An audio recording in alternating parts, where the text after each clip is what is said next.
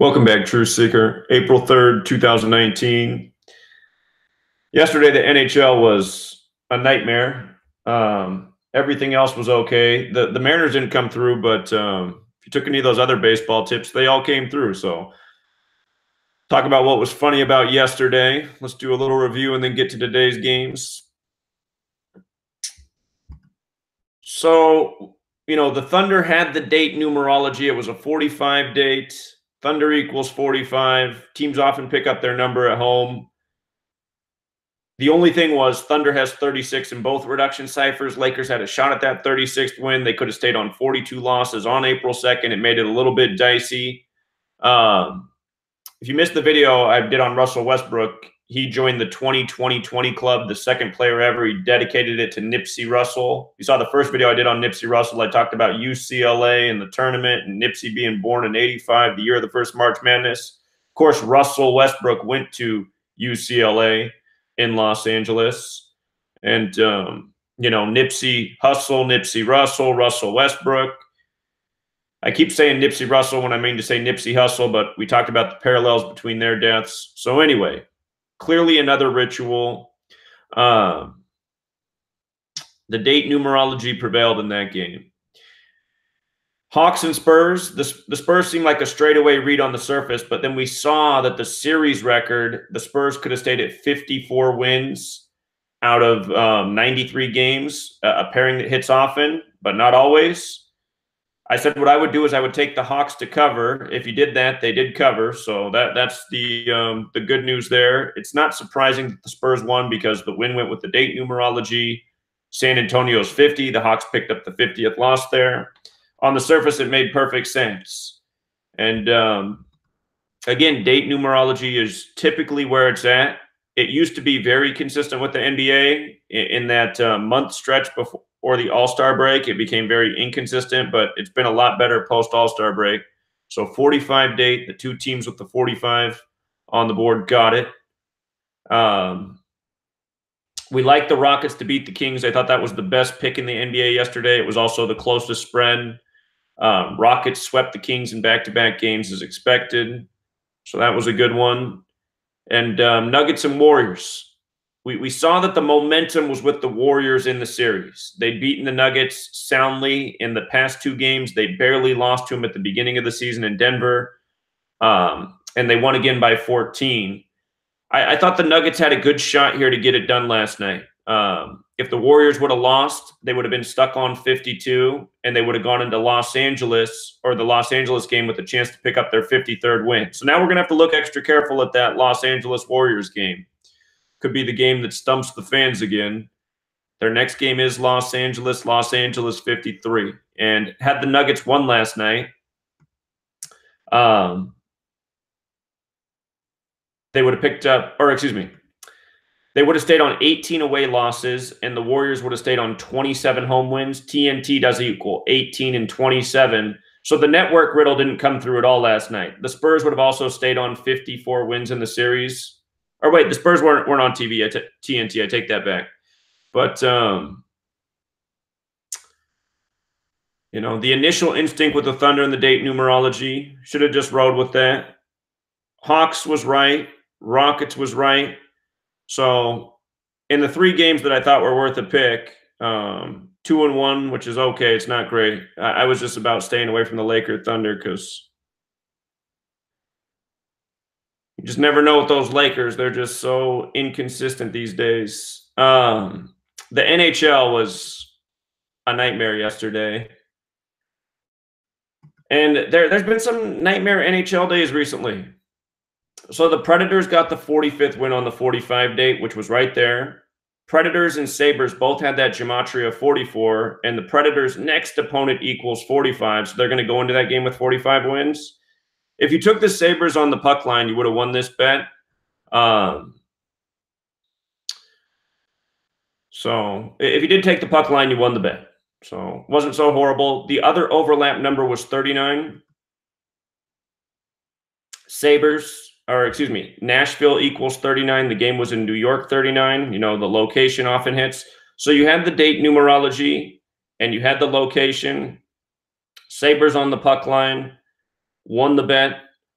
So you might have got that game, but this game right here was a burn me. I thought the Bruins would stay on 47 here. Columbus equals 47. Ohio equals 47.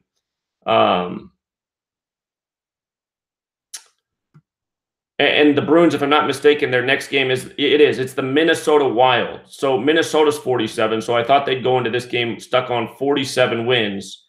We did talk about the possibility how they could win because Wild, their next opponent, equals 48 and 24. So I do think the Bruins have a good shot to lose to the Wild in the next game and get a record of 48 and 24. I think that's very possible. That was the only thing we could say for the Bruins was them going into the game with 48 wins, but they just as easily could have gone in with 24 losses. And in light of it being in Columbus, I thought they'd stay on the 47. Carolina Hurricanes, Toronto Maple Leafs. We did talk about how Carolina Hurricanes equals 99. Does have that 99. They could have stayed on 99 points, and they did. Something about the upcoming game for these teams. The Hurricanes. That's what it was. The Hurricanes face the Devils next, and New Jersey's 43. So I thought they might go in there with 43 wins. Devils is 44 and pick up the 44th win on April 4th, 4-4. So again, a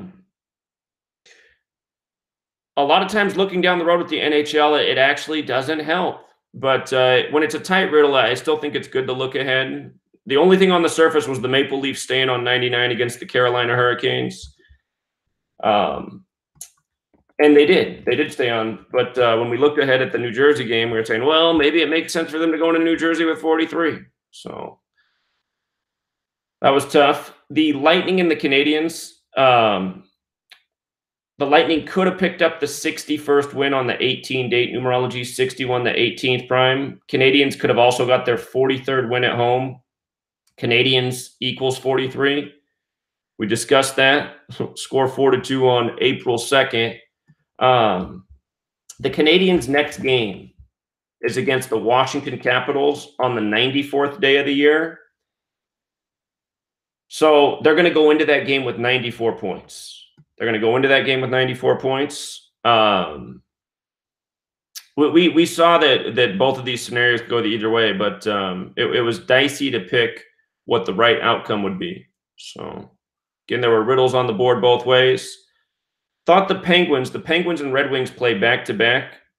Thought the Penguins would pick up their 44th win in Detroit. Detroit's 44, and give the Red Wings the 39th loss. Penguins 39. Remember, though, they play each other back-to-back. So I will be really shocked if the Penguins don't win the next game. So you can get this one back. Penguins get 44 against Detroit in the next game and give the Red Wings their 39th loss. Penguins 39. I was thinking the Penguins would win both because Detroit's 44 and Red Wings is 45. So I didn't see what the riddle was for the Red Wings last night. Penguins equals 42 April 2nd. Sometimes teams fall on their number. It could have been one of those things, but I was thinking the Penguins would win 2 in a row there. Jets and the Wild. Minnesota has that 47 connection. Shot at the 47th win in Minnesota. Didn't come through. And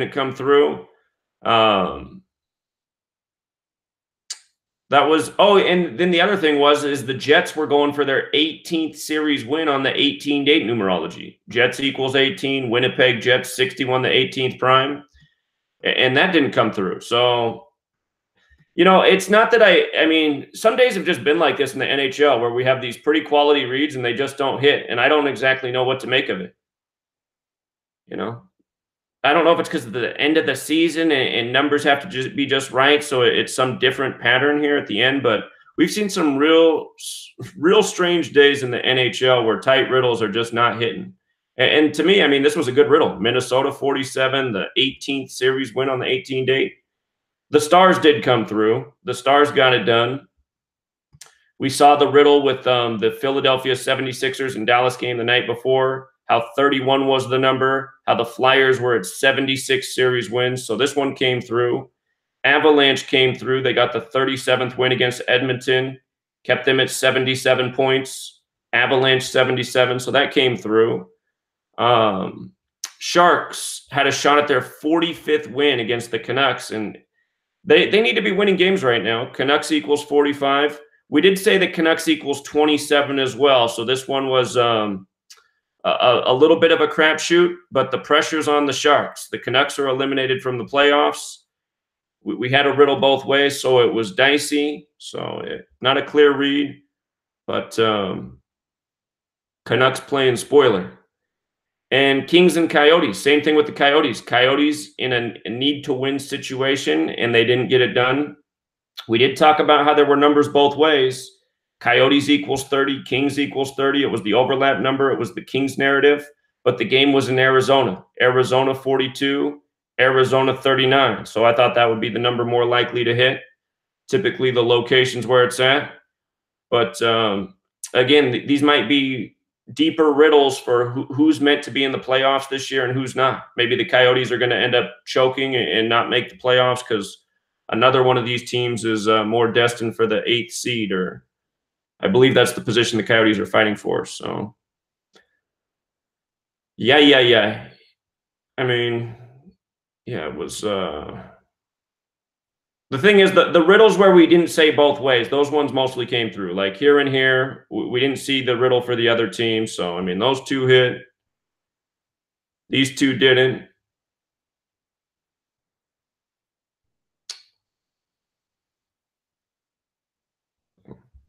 Anyway, they were tight reads, but a lot of games that should have come through. Well, at least two of them. Like, I feel like these two should have came through. So sometimes you're just going to scratch your head. What can you do?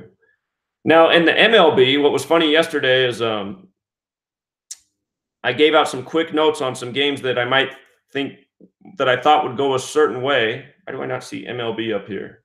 MLB. What's wrong with this? Oh, it's right up here.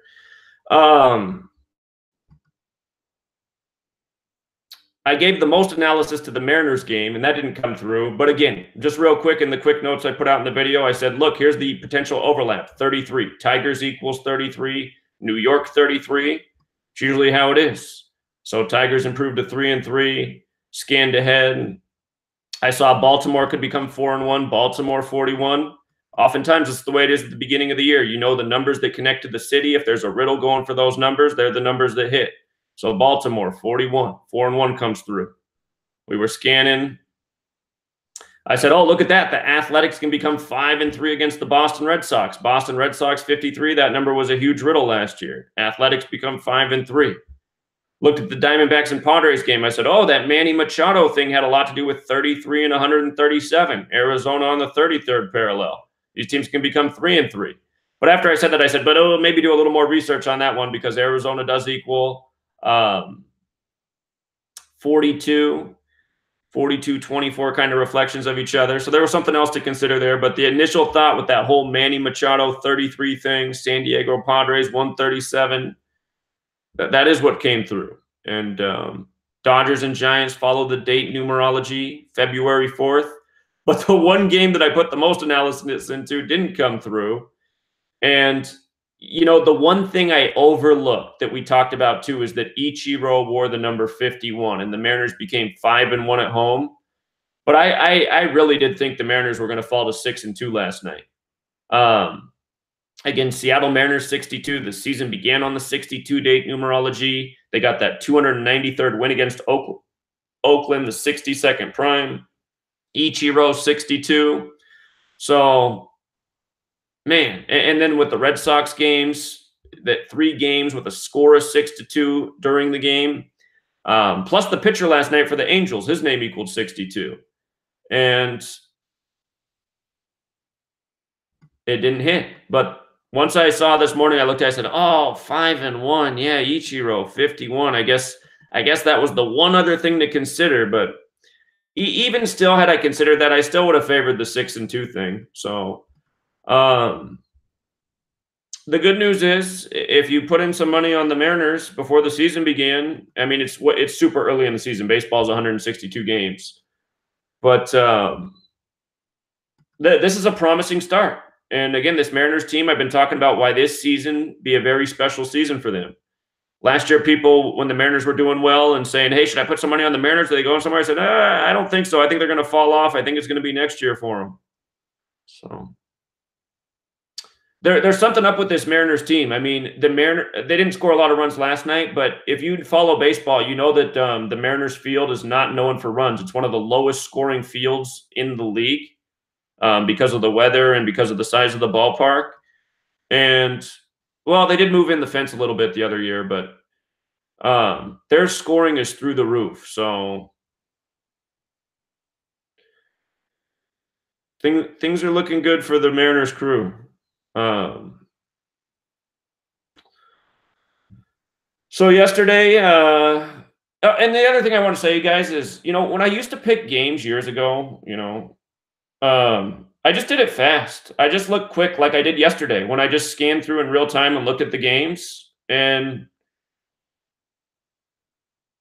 it's funny. It's just funny. Yesterday, we put all the analysis into the NHL game, and it went miserable. You just do some quick surface scanning on MLB and just hit. So sometimes I just wonder, it's like, am I over-analyzing when these days go terrible? But I mean, part of the thing is some of those NHL games that didn't come through, again, the reads were good for what we normally do. They just didn't come through, but there is such a thing as over-analyzing, and a lot of times it is just real surface-level stuff. Tigers in New York, 33.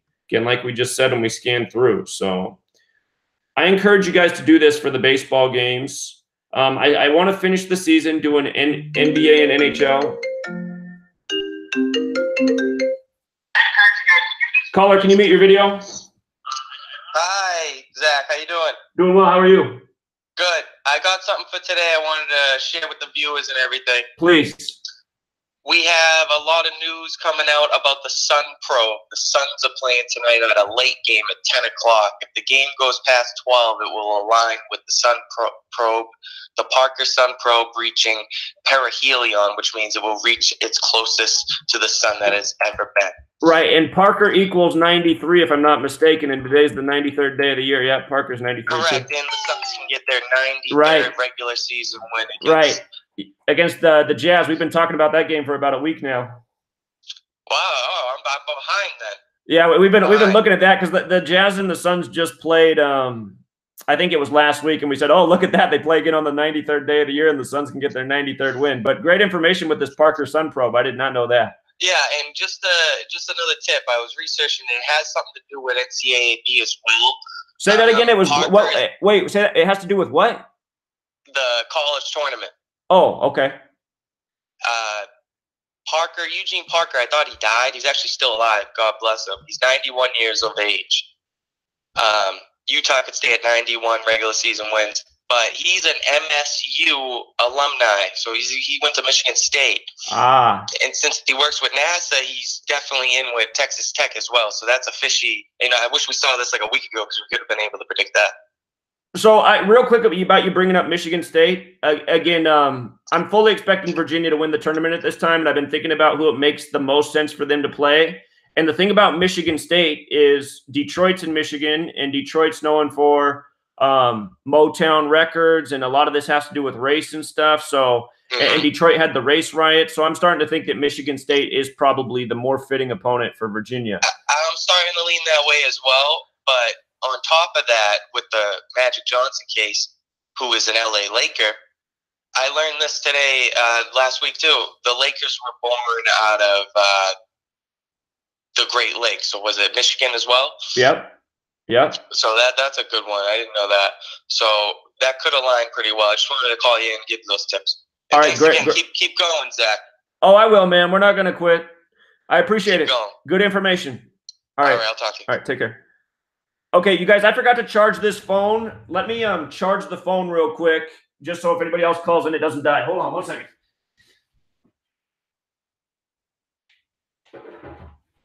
The phone has a 3% charge, so if I just charge it for like 10 minutes, it'll probably last the rest of the show if anybody calls in. But okay, let's get into today's games.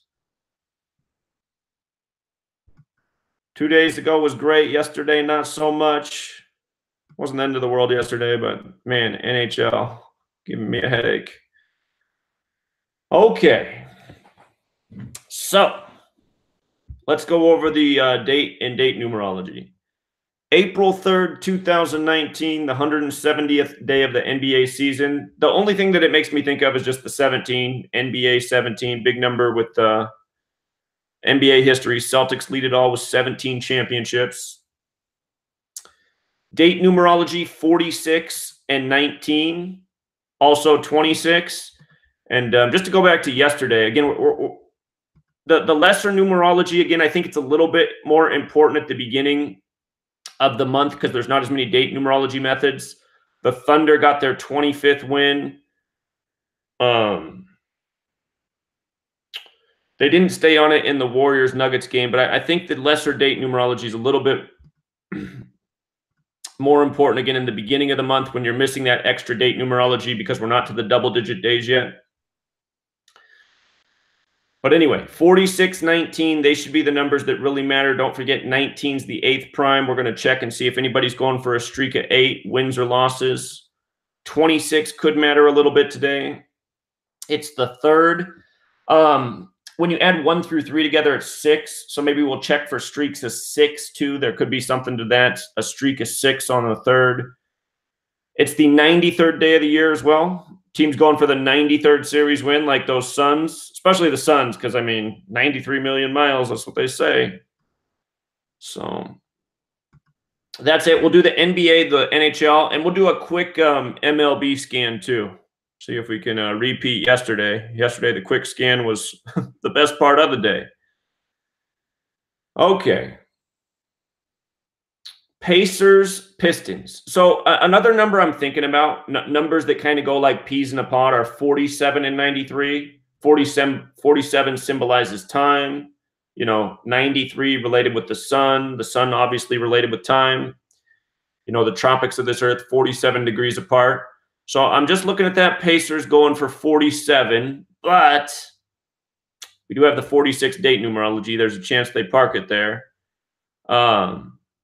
The other thing is there's a chance of picking up the 23rd loss in Detroit, Michigan. And there's two things about Detroit, Michigan and 83. Detroit, Michigan equals 83, which is the 23rd prime. And check out the Detroit coordinates, 83rd meridian. So we do see a lot of relationship with 83 and 23. Pacers have a real shot at picking up the 23rd loss here in Detroit. That would give the Pistons their 26th win on the lesser date numerology of 26, where Pacers also equals 26. Pacers 26. So it looks like more riddles are stacking for the Pistons here in this game. Let me get up my, again, I've started just using the exceptions to our reduction cipher. So we're not using additional ciphers. We're just using the rules that go with the reduction values.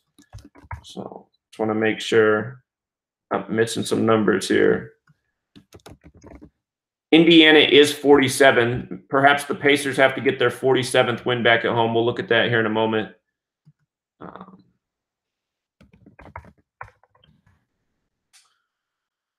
Pacers, okay.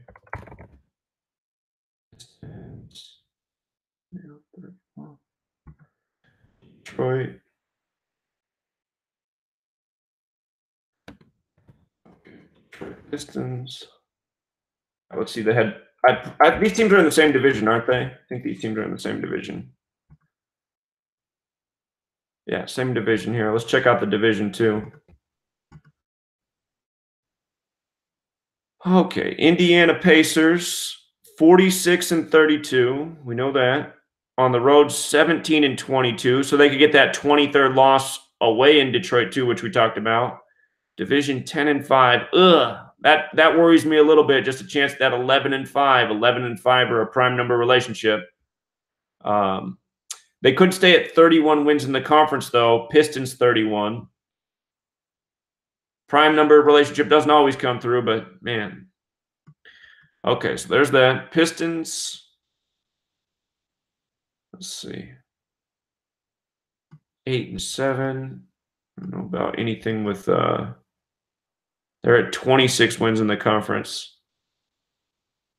don't think there's anything with 88 or 97. Pacers. Okay. Well, again, I still think it's better to just look. I always like to look at the additional things just to see if it lines up further with what we're already looking at. Sometimes you get a contradiction when you look here, but if you have to take what looks good here versus what looks good here, it's usually better to lead with just right here what you see on the surface. This usually trumps the standings in the division if you have a better riddle right here. So again, we got the date numerology and the opponent lining up for the Pistons, and Detroit's the city that's connected to 23.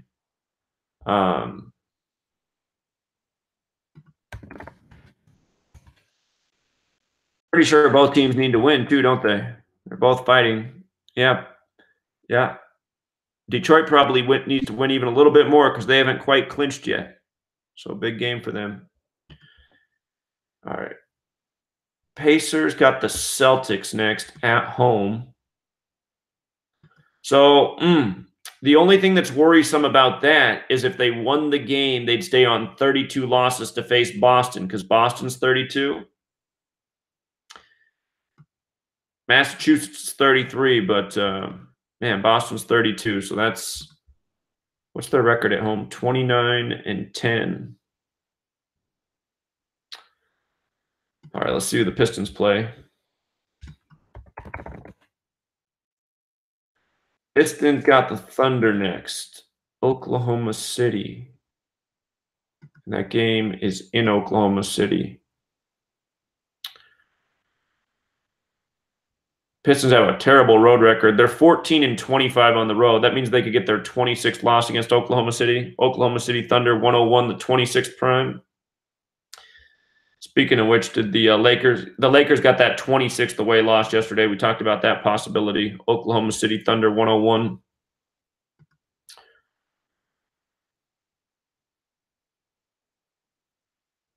Detroit has the better riddle just looking at tonight's game. There's a little bit of concern just looking at the next game, especially the Boston 32 thing. But it doesn't mean it'll be that way.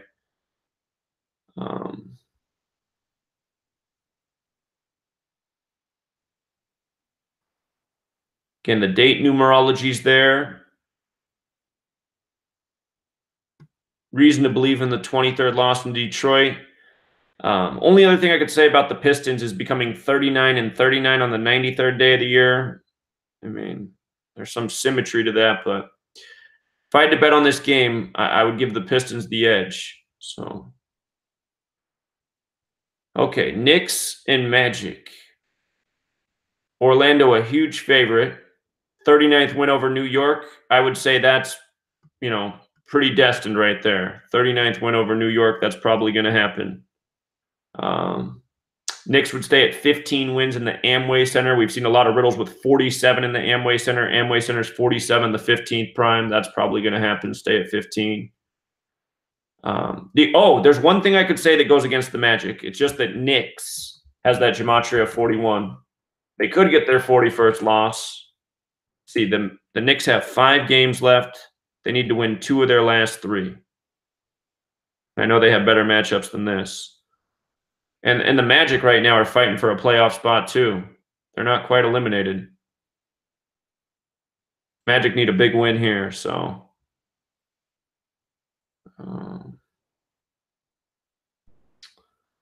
Let's see their head-to-head. Did I look at the Pistons and Pacers head-to-head? Let me go back. Maybe I forgot to look. This last game, I might have forgot to look at the head-to-head here. Yeah, I did. 194th game. Pistons going for 95. Pacers going for 99. I think Pacers equals 100. Doesn't have to come in this game, though.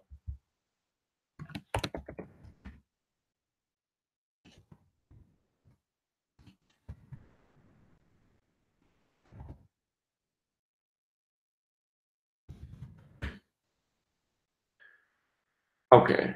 Yeah, I don't think it's a big deal, that series record. Let's see the Magic and the Knicks head-to-head.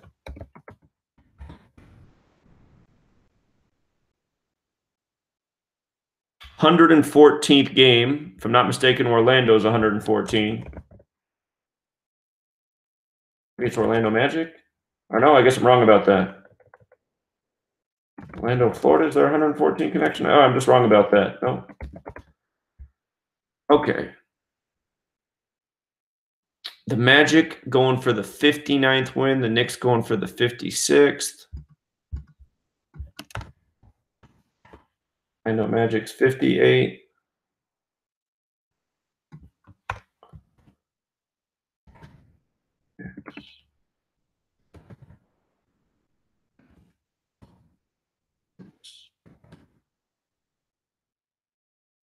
Not seeing anything too crucial there. Standings. Orlando at 26 conference wins, at 22 losses. We have the 26th date. Knicks equals 22. Knicks at 9 wins, going for 40th loss. Let's see who they play next. Magic schedule. Magic have the Hawks next. Games at home. Hawks.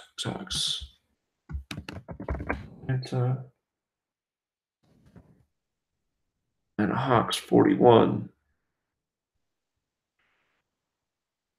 The Magic's next loss is their 41st. Maybe they'll get upset in one of these 2 games here.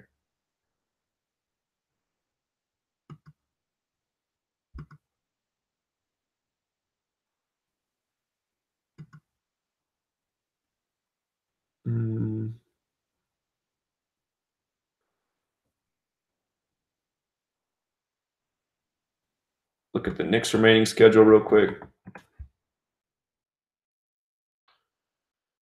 All right. So the Knicks got Houston next in Houston. Is there anything to garner from that? If the Knicks lost tonight, they'd pick up their 32nd away loss and go into Houston with 32 losses. If the Knicks upset tonight, they'd stay at 31 away losses. Houston does have the Gematria at 31 and 32. So there's a little prayer for the Knicks. And again, Knicks is 41. I mean, it's usually New York 39. That's usually the number. But there would be something with the Knicks going into Houston with 31 losses. Again, 32 would make sense, but no doubt they're going to lose this game. They're back at home. Because again, what I'm thinking about is how the Knicks are probably – I'm still thinking they're going to finish with 17 for the whole Zion riddle. Zion 17, NBA 17. And Spike Lee said that the Knicks are on the road to Mount Zion. So they need 2 more wins. Home against the Wizards is possible. That'll be on a date with 22 – well, no. 23, 30, and 50 numerology. Washington's 50. Could have Washington's number. On the road against the Bulls. Chicago Bulls is 49. That's kind of a tough date to face the Bulls. Home against the Pistons. If the Pistons aren't playing for anything, maybe. But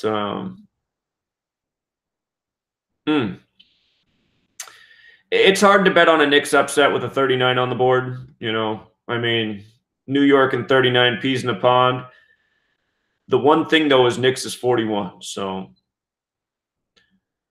and like we said, Amway Center 47. We've seen that 47 riddle hit a lot with the Amway Center this season. 47, the 15th prime. Makes some sense for him to stay there. So, yeah, I can't advise betting on the upset. Not out of the question, but the 39 there is just too much to go against. Okay, Bulls and Washington. Right away, what's jumping out is Washington's 58. Bulls could pick up the 58th loss in Washington. First thing I see.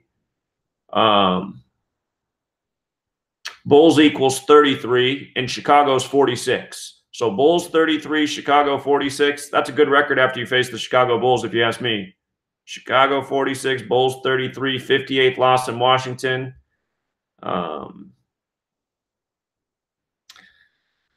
Let's see who they play next. This is looking like the game that would really surprise me if it went the other way. Bulls got the 76ers on April 6th. Revelation equals 59. They could get that 59th loss against the Philadelphia team.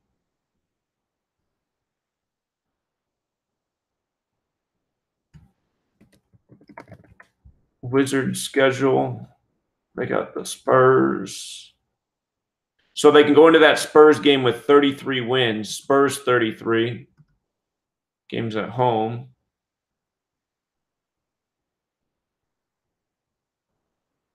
That seems about right. Probably stay on 33 against the Spurs too. Let's just check the conference standings real quick. Bulls 15 and 33. Wizards. There's nothing really there with that. I don't think these teams are in the same division. No. Yeah, the Wizards look good. Their record is Chicago Bulls with a win. 76ers, Atlanta Hawks.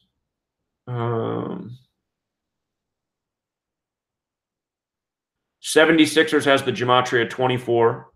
Hawks can get the 24th loss against the 76ers. I don't think that there's anything. Atlanta Hawks 50. Okay. 76ers can get the 50th win over the Atlanta Hawks. That makes some sense.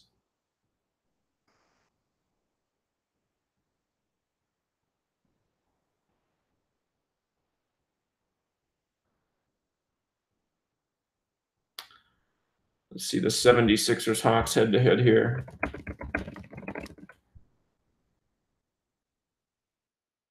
$381st game. 76ers going for the 193rd win. What's interesting about that is Atlanta Hawks is 193. 193 is the 44th prime. Georgia's 44. So good place to get it in Atlanta. So I'm liking Philadelphia. Philadelphia's looking good. That makes perfect sense to pick that up in Georgia. I forgot to look at the Bulls Wizards head to head. I don't think it's going to make a difference here, but 226th game. That's the number that has a relationship with 93. 226 and 93, 93rd day of the year. Bulls going for 121. Going for 106. Wow, the Bulls have beat the Wizards twice this year, huh? Beat them by 9. Lost by 9. Won by 6 in overtime.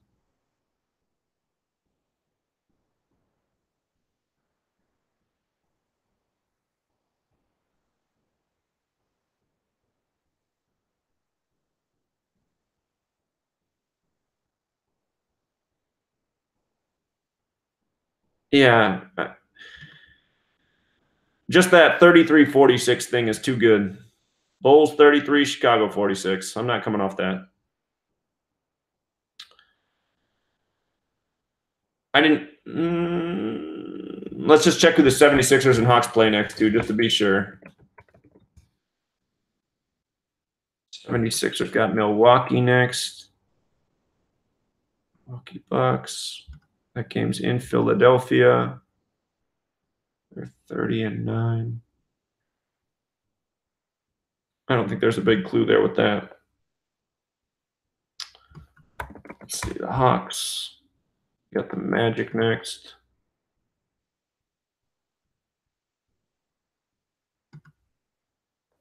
I don't think there's a big clue with that either. Okay, but again, Atlanta Hawks 50, get that 193rd series win. Atlanta Hawks 193, it's the 44th prime. Georgia 44, and 76ers equals 24. So pick up the 24th loss against the 76ers.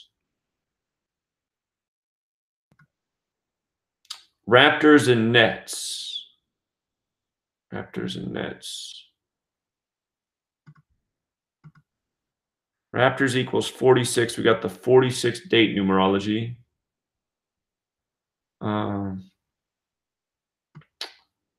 Nets might have this Gematria 23. Let me check that.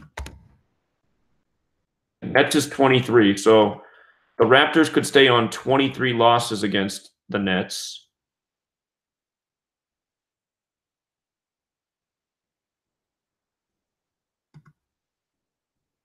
We have the 19 date numerology. I've been skipping that night. Hold on. Have I been overlooking some 19s? Let me make sure. I can overlook some 19s. Okay. That could go either way for the 76ers.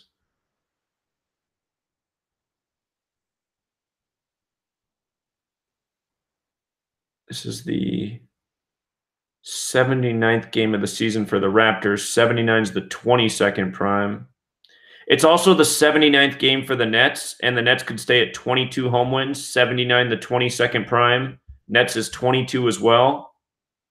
So that's making some sense. Staying at 23 losses against the Nets, staying at 22 wins in the 79th game. Toronto's a 2-point favorite.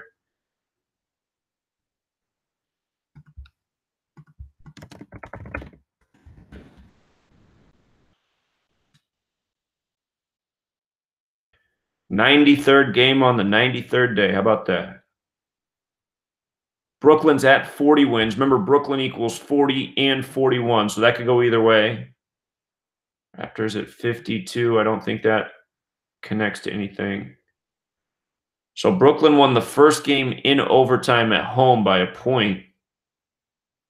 Lost by 17. Wow, they played them tough. Lost by 2 at Toronto. That was on the 42nd day of the year. Today's the 93rd day. So today is 51 days later, or a span of 52. Are these teams in the same division? Yeah, same division. Let's check the division here. Division 8 and 7. 11 and 4. Ooh, prime number relationship potential. Saturn in Jewish gematria equals 511. 511, kind of like this number in reverse. Saturn's also 93 with the alphabetic order, 93rd day of the year, 93rd game. That's come in 39 and 39.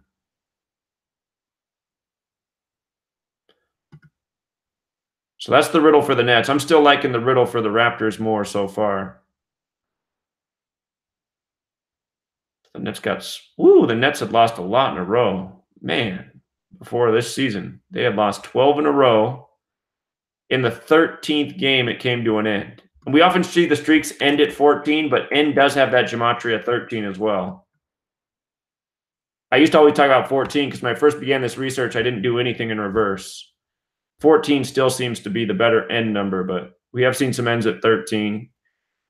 Oh, and you know what? Nets is 13. So maybe that's why it makes sense for the Nets to end a streak at 13 because they have the 13 connection. Okay. Make sure there's not something I'm missing here. So the 40 can go either way for Brooklyn tonight. That's a problem.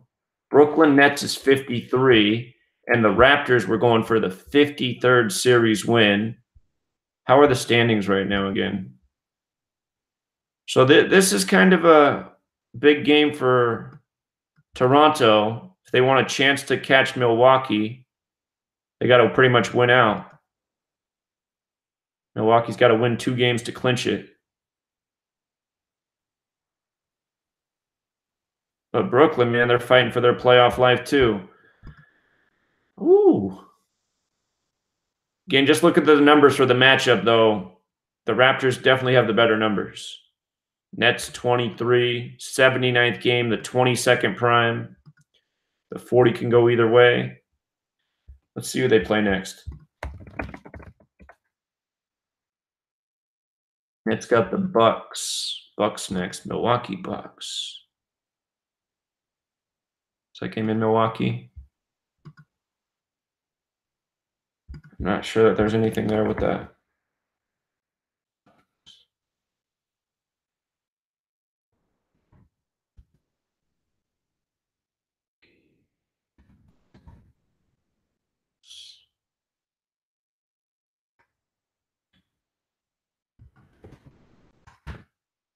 don't think there's much of a clue there for that. They're 17 and 22 on the road.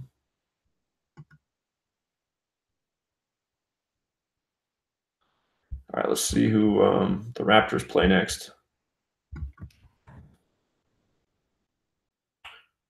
Charlotte next.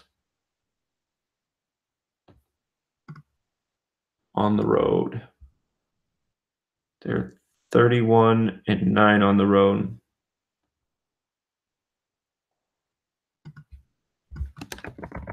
Charlotte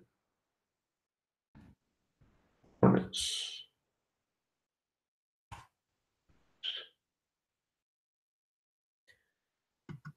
Yeah, there's not much of a clue there either.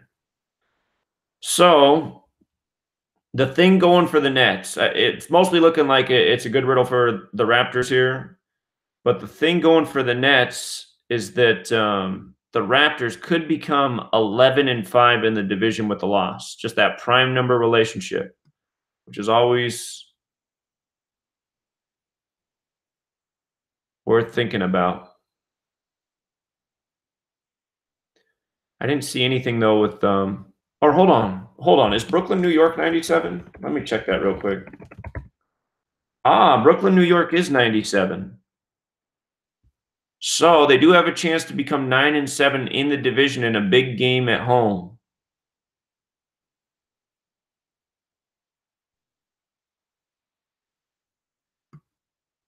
Yeah, it makes this game. Yeah. Just looking at the immediate surface, it looks good for the Raptors, but those division and conference stats make a contradiction. And again, with it being playoff riddles, and it could be a riddle that's deeper about why it's this team's. Like, actually, let me see if I can pull this up real quick. Let me see if this information's right here on the surface.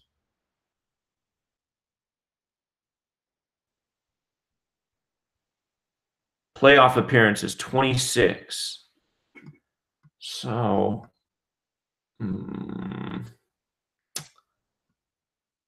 73rd season. Like, if there's a team going for its 21st playoff appearance that's in this final seeding, I would give that a lot of weight because it's the 73rd season, the 21st prime. Let's just look at that real quick. Just see if we can find a team that might be going for 21. Like the Heat. Here we go. That's exactly what I'm talking about. The Heat are going for their 21st appearance in the 73rd season. So the Heat are right here in this battle right now.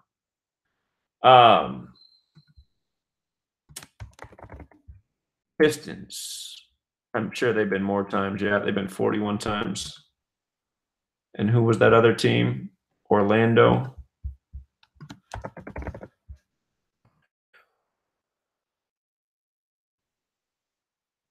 Remember that nugget about the Heat, because that should help us out here with some of these games, especially at the end if it's coming down to the wire between one of two teams.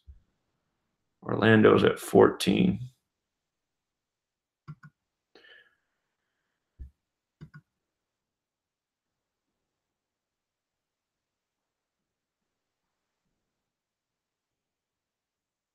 Charlotte's not quite eliminated, but I don't think they're on a slim prayer. Unfortunately, that doesn't help us with this Nets game, though. I might shy away from this game. Raptors got the better riddle on the surface, staying at 23 losses against the Nets, them staying at 22 in the 79th game. But just looking at that division and conference just worries me a bit. And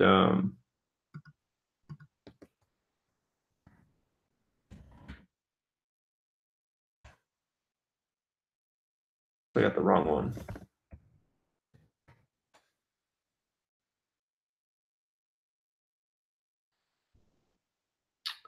'93rd game. New York, NY is 93. So Brooklyn Nets was 53. Man.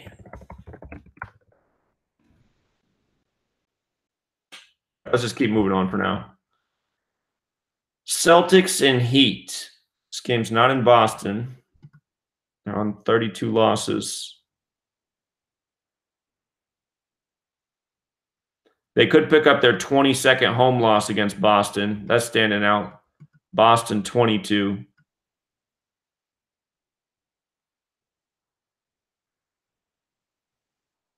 Okay, it looks like the Heat should make the playoffs. Getting their 21st playoff appearance.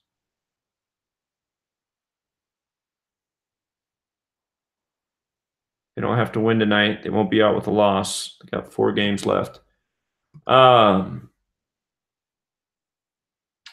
Okay, Boston 22. What other numbers are up here on the board?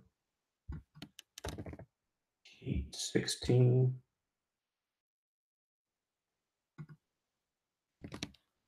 Heat 38. Miami Heat. Miami Heat 79, the 22nd prime, so they're a little overlap with 22.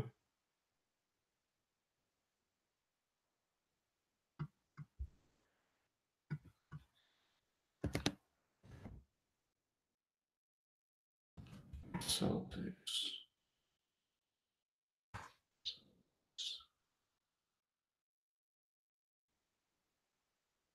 All right, let's see what we got for the standings. 32 and 16. So they could stay at 16 losses in the conference. Heat is 16. That's one thing to consider. Miami could stay at 22 wins, Boston 22, and pick up the 27th loss. Oh, yeah, we talked about this because aren't these teams playing each other in back-to-back games? And we were talking about why it made sense for the Celtics to win these 2 games. I think they just played 2 days ago. Yep. That's what we were saying, how the conference standings make perfect sense if the Celtics got the sweep. And that would give – we do have the 46-date numerology. It doesn't mean they got to stay on it. It would give them the 47th win on this 93rd day of the year, that time thing.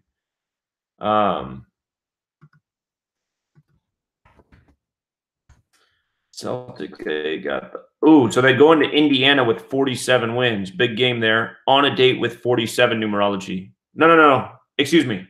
That's a date with 48 numerology. They'd go into Indiana 47, on a date with 48 numerology, and another big game. We're expecting that to be the first-round playoff matchup. So we'll have to take a look at that when that gets there. But I think going into Indiana with 47 makes some sense. And the Heat schedule, let's see. He got the Timberwolves next. So they could face Minnesota stuck on 38 wins. Minnesota's 38. Going to Minnesota with those 38 wins. So, yeah, I like the Celtics there. The only worry is that 46, staying on the 46 on the 46 date, but Boston 22, what we see with the conference, the next opponents, got to favor the Celtics. Hornets and Pelicans. Pelicans has the Gematria 47, but they are on 46 losses on the 46th day.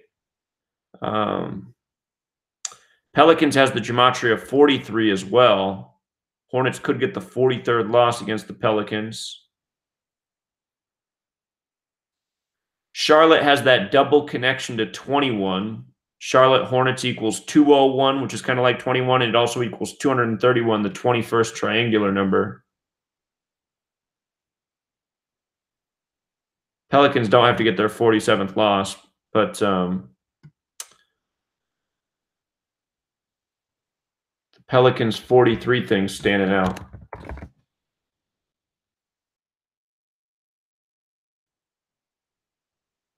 These are 2 teams playing for nothing, so you're always curious.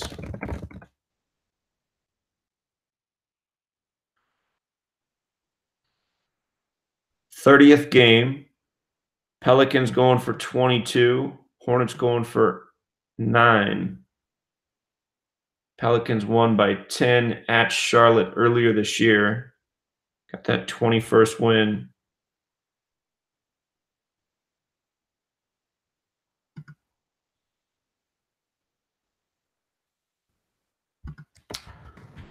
Next game, Hornets schedule. Got the Raptors next.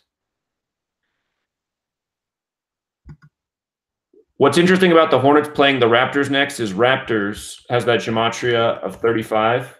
So if the Hornets lost, they'd go into the Raptors game with 35 wins. However, they're the Toronto Raptors, and Toronto is 36 in both reduction ciphers. So actually you can make a riddle either way with that. But the Pelicans. Let's play the Suns next. Phoenix equals 46. Yeah, this one's dicey. This one's dicey. Let's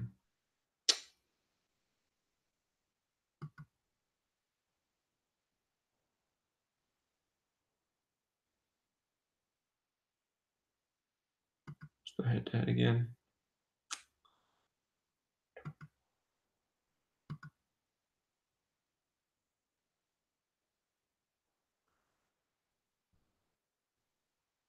Pelicans 43. The only thing that worries me here about picking the Pelicans is this potential 21, because, again, the Hornets have 2 connections to that number. So the over-under is at 231. Charlotte Hornets is 231.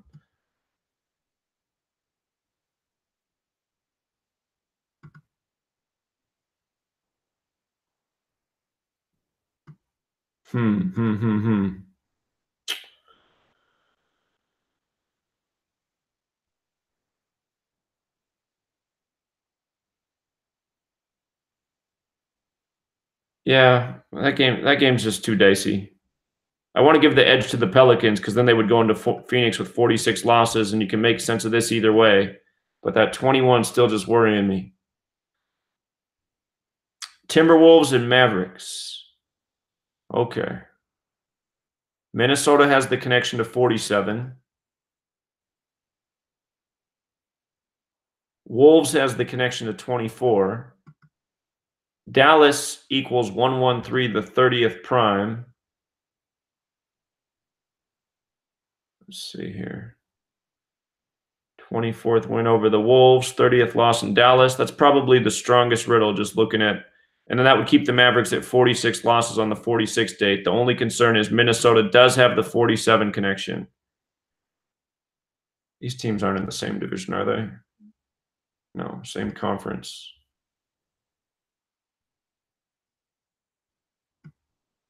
Dallas has gematria of 22, and Dallas, Texas has gematria of 28. Timberwolves could be 22 and 28 in the conference. Dallas 16 and 31. Don't think there's anything there. Let's see.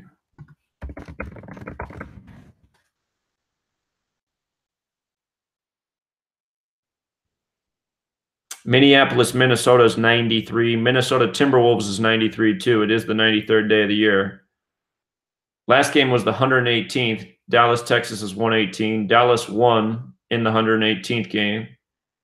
Dallas 2-0 this season. If Dallas won today, they'd get their 69th win on the 93rd day of the year. Saturn has the gematria of 69 and 93. Just a thought.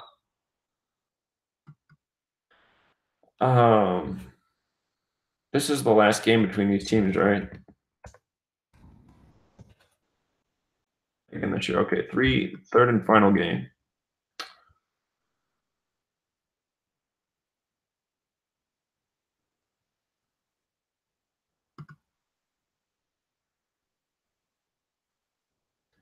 See who they play next.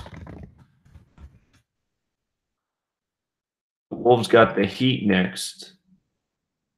Miami Heat 43, and I think Heat's also 34. So really, you could make a riddle that either way. They could go in with 34 wins or with 43 losses.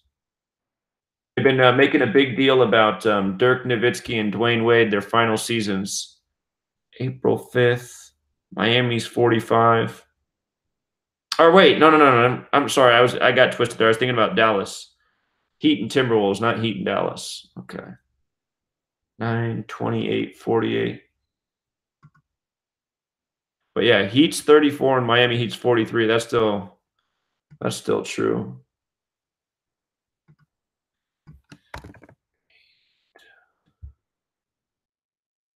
Notice Heat also has the 29 connection. That next game, that's back at home, though.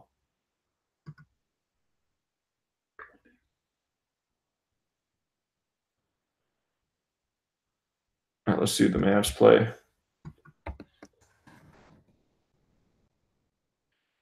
Mavericks got the Grizzlies next. Now, Memphis has that connection to 47, too.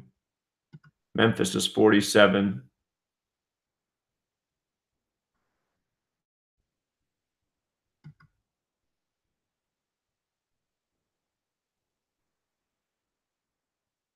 Make sure I'm not missing something with that.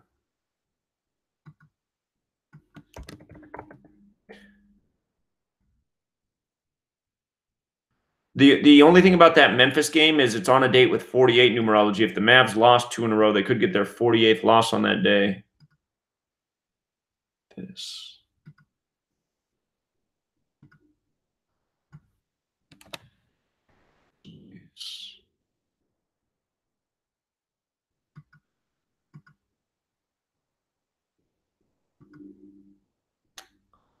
Grizzlies 131 to 32nd prime.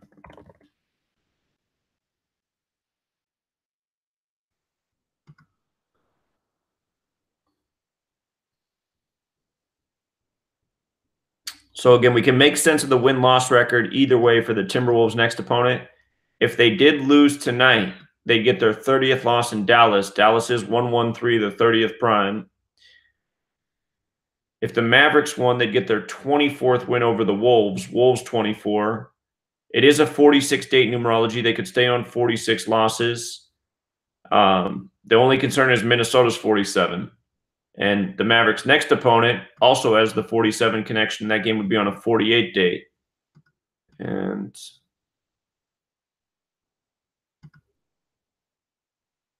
those are two evenly matched teams. So it's not a one-way street type of read, but in light of Dallas having the connection to 113 and 30 and the game being in Dallas, I would give a slight edge to the Mavericks. So, and we've seen the Wolves 24 riddles this year as well, too.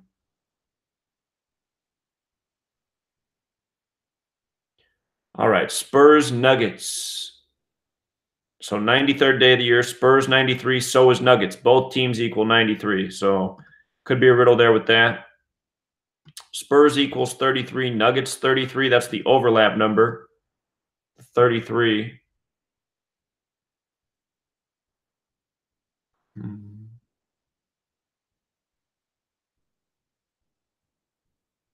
Let's see what their head-to-head is. It's Spurs head-to-head. San Antonio at 118 wins. Going for 119. Nuggets at 68. What's interesting about potential 119 and potential 69 is both numbers connect to Saturn. Saturn's 119 in Francis Bacon and 69 with the reverse alphabet. Again, Saturn's just 93 with the alphabetic order like Spurs and Nuggets. 187th game.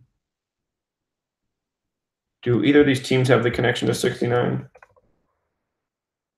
Spurs, no. Nuggets, it's 96. Nuggets, 51. Spurs have that connection to 51?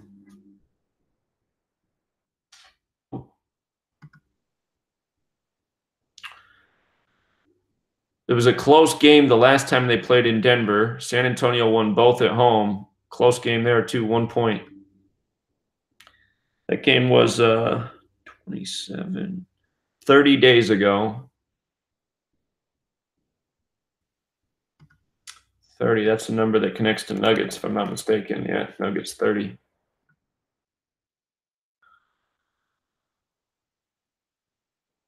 Spurs could get the 46th win on the 46th date. That's another thing they have going. Date numerology's there. Overlap numbers there. Spurs, Nuggets.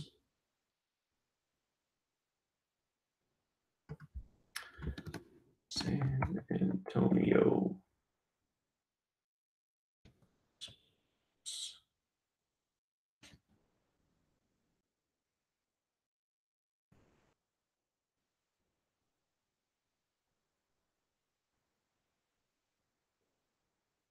see the conference here. So the Spurs could get their 30th win. Nuggets is 30. That's another one. The Nuggets record doesn't really sync up here. Be a big win for the Spurs. Spurs would help out the Warriors too in a big way with a win here. You know what I forgot to look at was the streaks going on. Let me scan the streaks real quick. Jazz going first.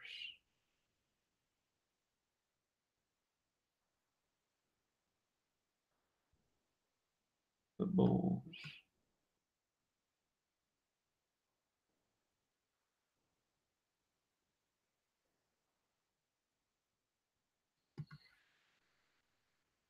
All right, let's see who these teams play next.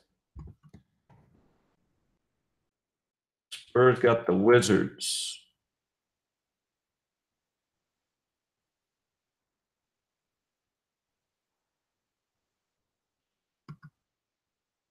Spurs got the Wizards. Let me think about that. Is there a connection with these numbers for the Wizards? Wizards. Washington.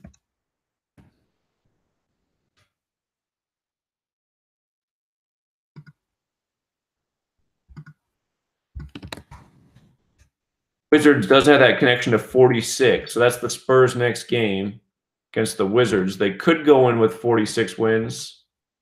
Could go into that with 46. And it's shot to pick up 47 in the land of DC.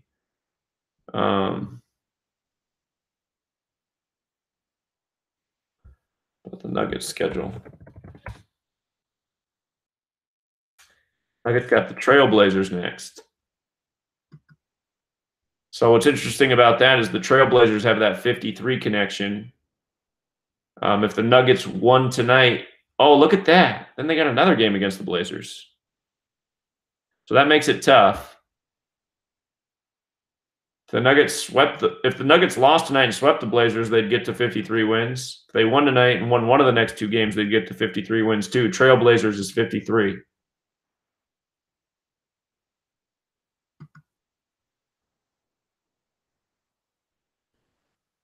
Nine.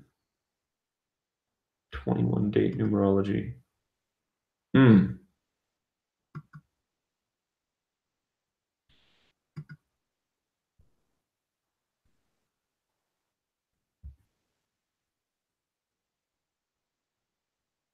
Let me see the Blazers schedule real quick. Didn't I do that?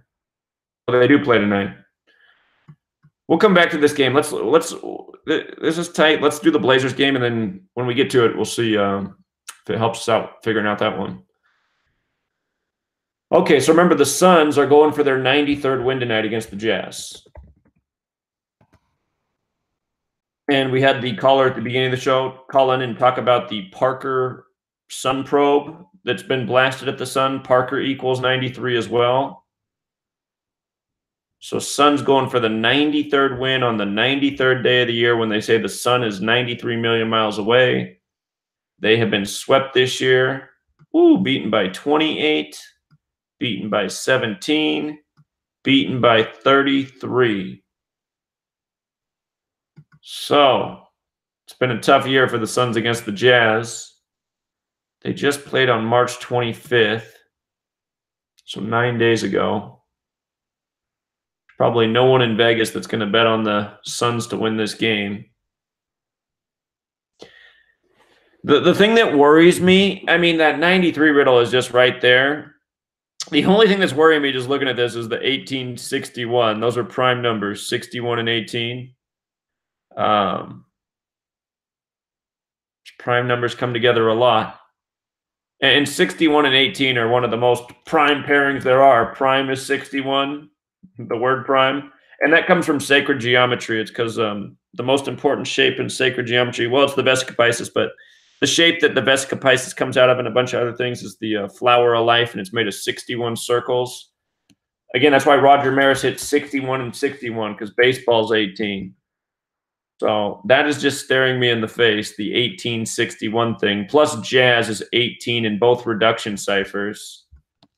You know, full reduction and reverse full reduction, 18. But man, the 93rd win for the Suns on the 93rd day of the year, and that would keep the Jazz at 47 wins. 47, the time number.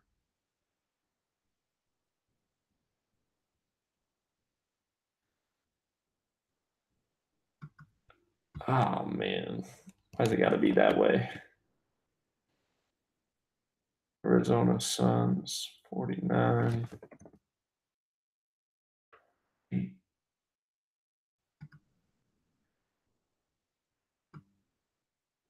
Wait, they're the Phoenix Suns, right? Phoenix Suns.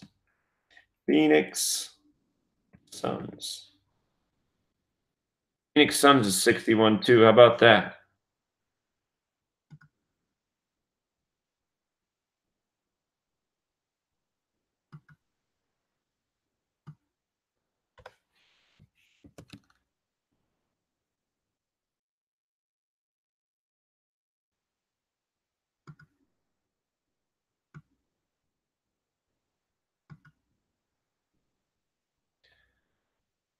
Let's take a peek at who the Jazz play next.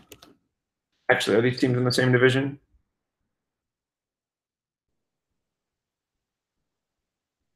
No. Just real quick at the conference standings.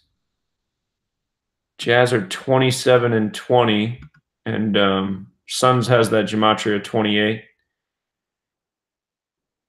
Could get the 28th win. Suns are 10 and 38. Could get the 39th loss on the 93rd day of the year. Man. All right, who did the Jazz play next?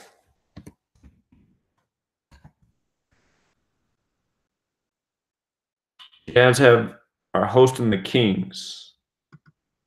Hosting Sacramento.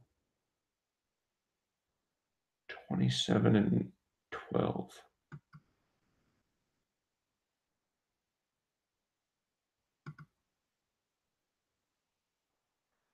So the fact that the Jazz play the Kings next is also concerning for the Suns upset because Kings is 30. So if the Jazz win, they stay on 30 losses. So that makes that tough.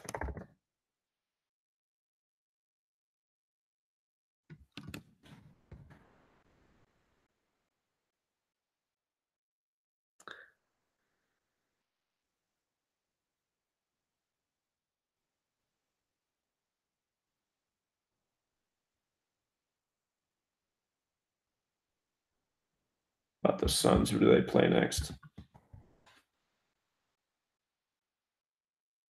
The Pelicans next. And I'm not sure there's anything with that. Pelicans. Orleans.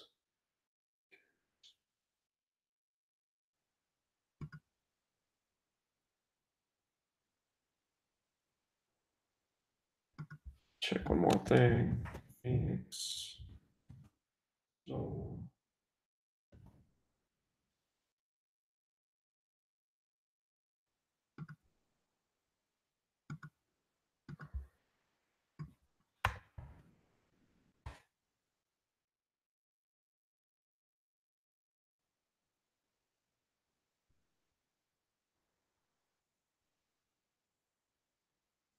the Suns went down with 92 in the last game, staying at 92 wins in the series. If the Jazz won tonight, they would tie it up at 92-92. I mean, there really is something to the Suns getting the 93rd win on the 93rd day of the year.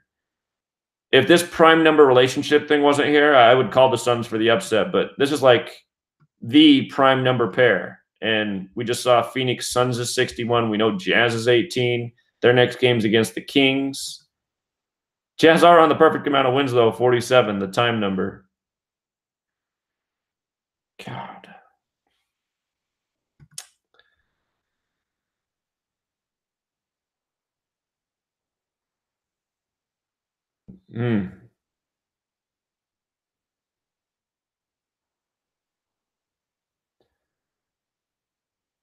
And with regards to Phoenix Suns being 61 to 18th prime, you know, stay there at 18 away losses too. So remember earlier this year, the Suns had the most amazing alignment to upset the Jazz. I think it was 2 matchups ago. It was probably a little more than a month ago. It was just like the most amazing alignment. It wasn't me who caught it. It was the man from Berkeley. He does great work. And it didn't come through. It didn't come through. And I was like, how did that not come through? That alignment was amazing. So it's just, that's why I'm just having my doubts here. I mean, it seems like the Suns should get their 93rd win on the 93rd day of the year. But the 18 and 61 thing is just, it's a hard one to go against as well. So I don't know. I honestly probably wouldn't take the risk, especially the way the Suns burned us earlier the year with the super tight alignment. That was a Jazz matchup also. Unless the reason that didn't hit is because it's all about this one, but that 18 and 61 thing, I just can't overlook that. All right, Grizzlies, Trailblazers. So, do the Blazers have connection to 28? I'm making that up. They don't equal 28.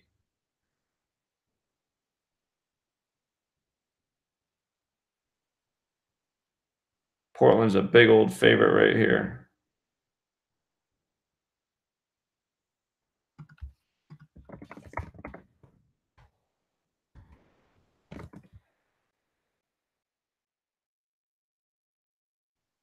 '89th game, 24th prime. Blazers going for the 50th series win and the 50th win of the season. That's interesting. Stay at 39 losses on the 93rd day. Wow, Memphis has beat Portland twice this year. Blazers 83 went down with 83 in the first game. I think Memphis Grizzlies is 83 too. Grizzlies 83. Oh, and 92. 92-83 first game. There you go. 92 again. So see what's up with that number. I wonder if it'll hit again tonight. 120-111. So Memphis leading 2-1.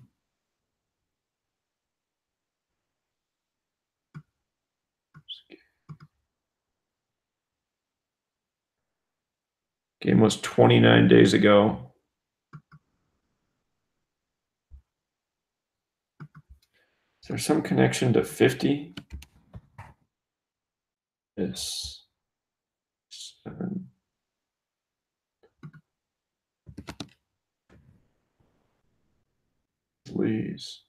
Grizzlies is 49. Blazers got beat. They'd stay on 49 and 49 series wins. It's interesting.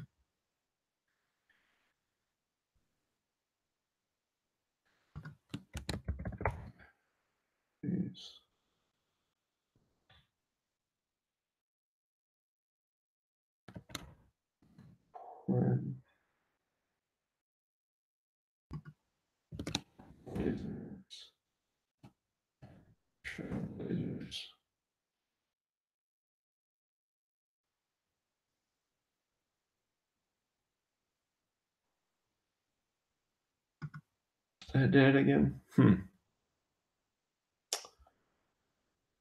These teams aren't in the same division, are they? Nope. All right, what's the conference here?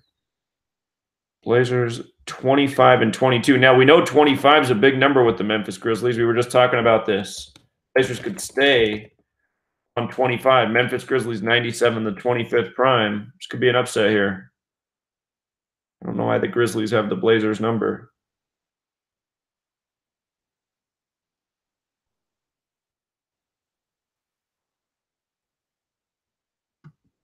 '22 and 26. Let's see what the Grizzlies got next. Grizzlies play Dallas next, the Mavericks.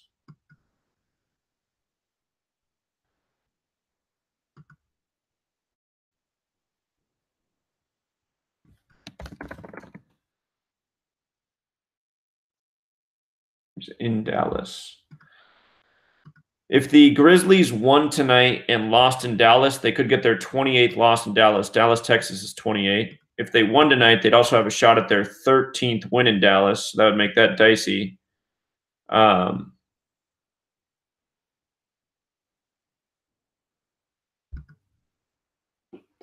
Mavericks is 47. They could also pick up their 47th loss against the Mavericks.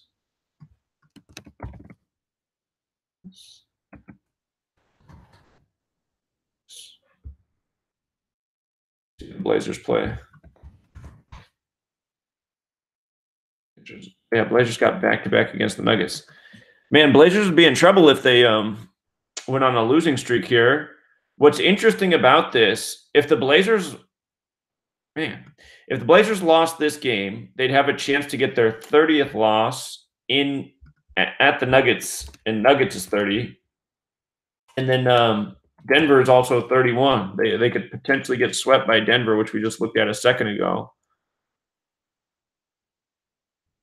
Where are the Blazers in the standings right now? This would be deja vu for Portland fans. They keep laying eggs at the end of the season and in the playoffs. Like last year, they got swept by the Pelicans in the first round.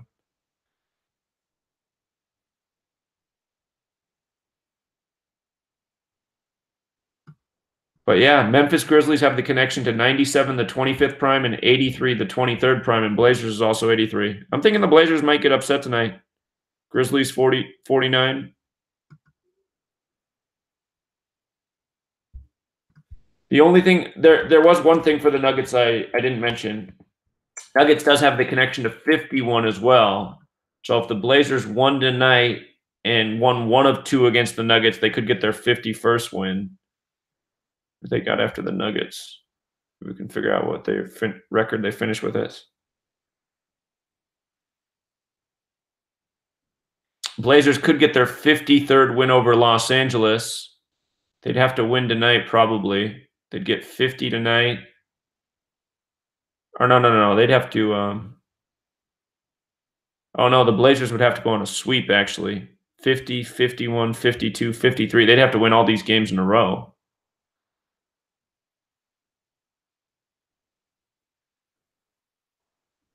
But the Trailblazers finishing with 53 wins is a likely thing. Finishing on their number. Trailblazers 53, very possible. So right now they have 49, 1, 2, 3, 4, 5 games. They'd have to finish 3-2. Their last two games, very winnable. Possible. They could still lose to the Grizzlies and do it. You'd have to win 1 and 2 against Denver.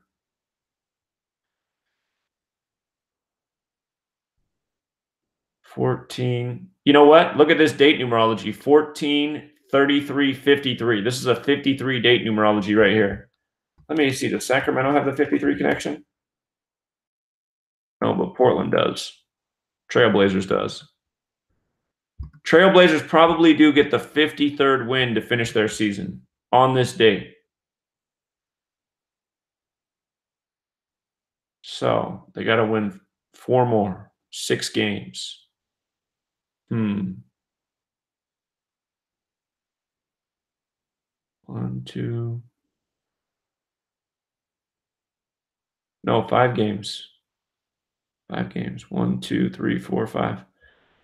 Well, that makes it harder to imagine them getting beat by the Grizzlies. Damn.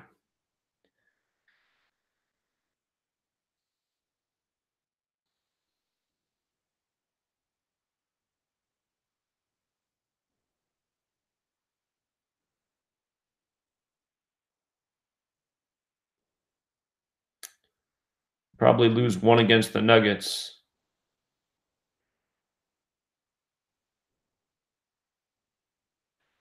$11. This game's on a date with 50 numerology. If the Blazers won tonight, lost the one in Denver, they'd come in with 50 wins into this game. Could get the 51st over the Nuggets. Nuggets 51. If 13. This date's on a 52 numerology. Get the 52nd over the Lakers here, and then 53rd on the 53 date. That might be exactly how it goes, but they have to win tonight's game to do that. Unless they're going to sweep the Nuggets, which is, I mean, it's possible, but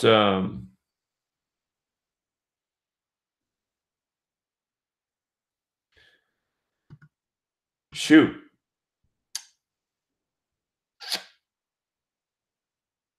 Shoot. The Grizzlies do have the numbers on the board to beat the Blazers tonight. But, I mean, there's games where teams have the numbers on the board and it doesn't come through, as we well know. So I'm thinking the Blazers win 53 games with their season concluding on the date with 53 numerology. Trailblazers 53. They got to win 4 or 5. And if they lose this game, that means they got to win out. So there really are numbers on the board for the Grizzlies to upset tonight.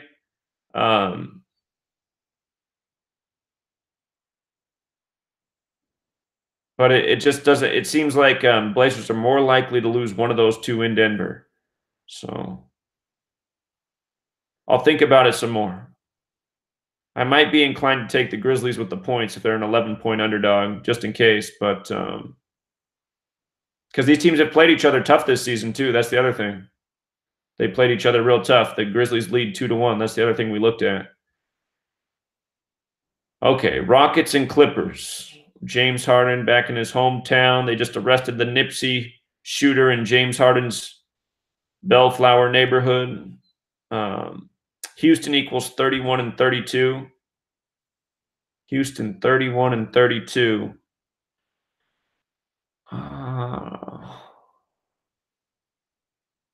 Let's see.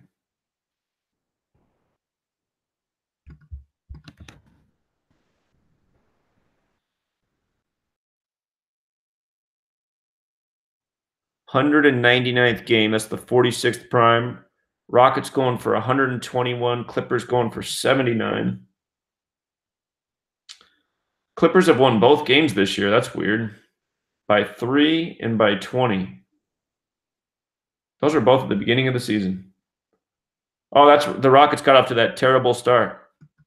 The last game this year.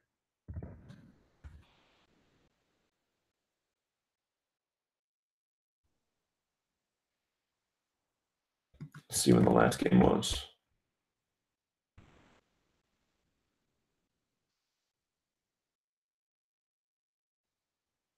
$159 days later, span of 160. All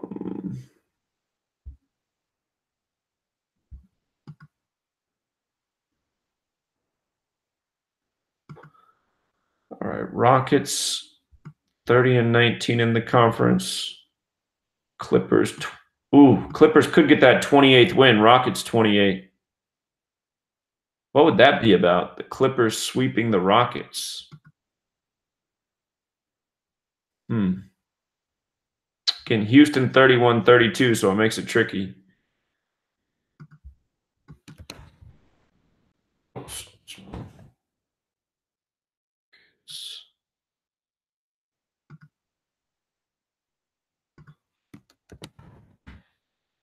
Houston Rockets.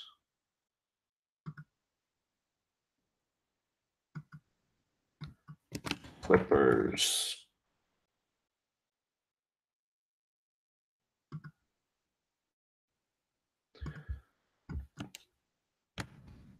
Clippers.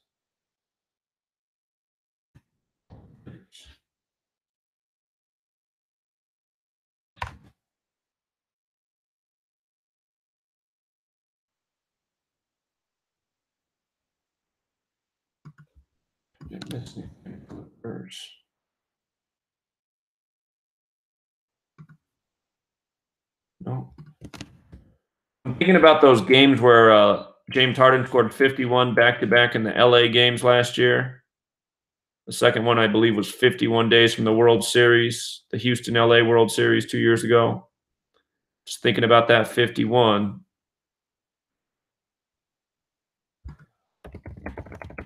Since the James Harden show. Let's see. August 26th. 220 days after his birthday, or a span of 221.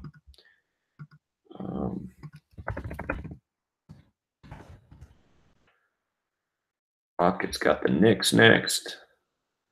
Is that away too? No, it's at home. Is there anything with the Knicks?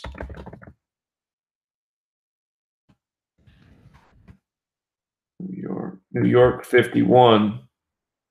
If they lost, they could get the 51st win over New York, or they could go in with 51. Oops. Knicks, Clippers. Oh, Clippers got Lakers next.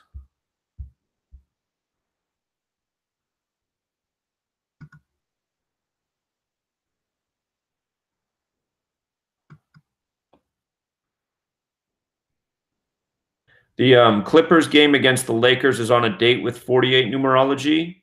Remember, that game's on the 95th day of the year. Los Angeles Lakers 95. If the Clippers won tonight, they'd go into that game with 48 wins and play on the 48 date. And remember, that's a big number with James. James and 48 are both Cleveland.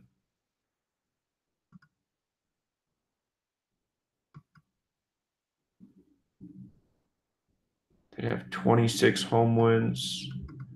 They'd be on 13 home losses in that LA game. LA has the gematria of 13 and 14. So in the Battle of LA, they could go from 13 to 14 losses if the Lakers are going to get it done in that game. The Lakers have the Warriors and then the Clippers next. It's possible the Lakers could upset the Warriors. Get that 37th win against the Clippers.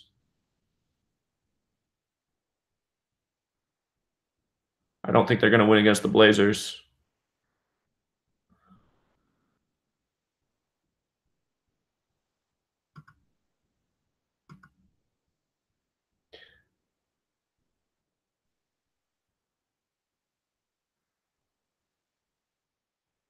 Check the NBA. I think NBA TV equals 31. The NBA TV, oh, it's 32 as well. That doesn't help. Could go either way there.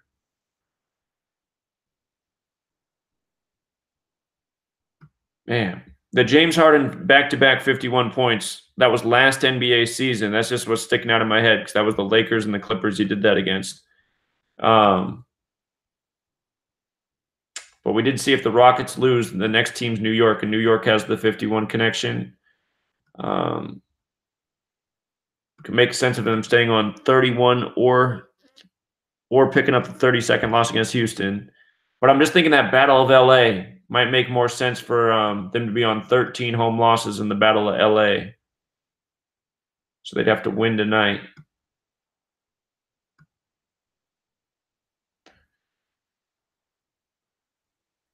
Make sure I didn't miss something. Clippers.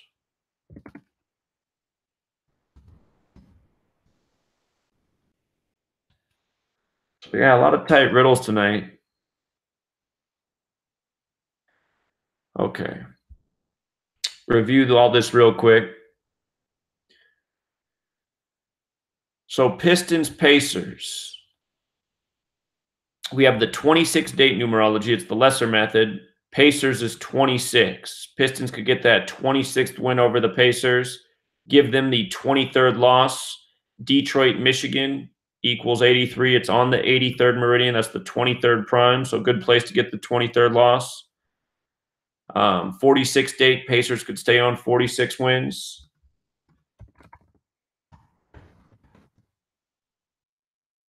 Something about head-to-head too. Pacers has that gematria of 100. Their next win's the 100th. Pacers have the Celtics next at home. That was the one concern for the Pacers, possibly beating the Pistons, is staying on 32 losses because Boston's the next opponent and Boston's 32. Pistons still have the better immediate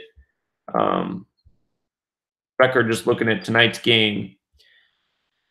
Pistons got the Thunder next. The standings, too, there was something that kind of favored the Pacers. No.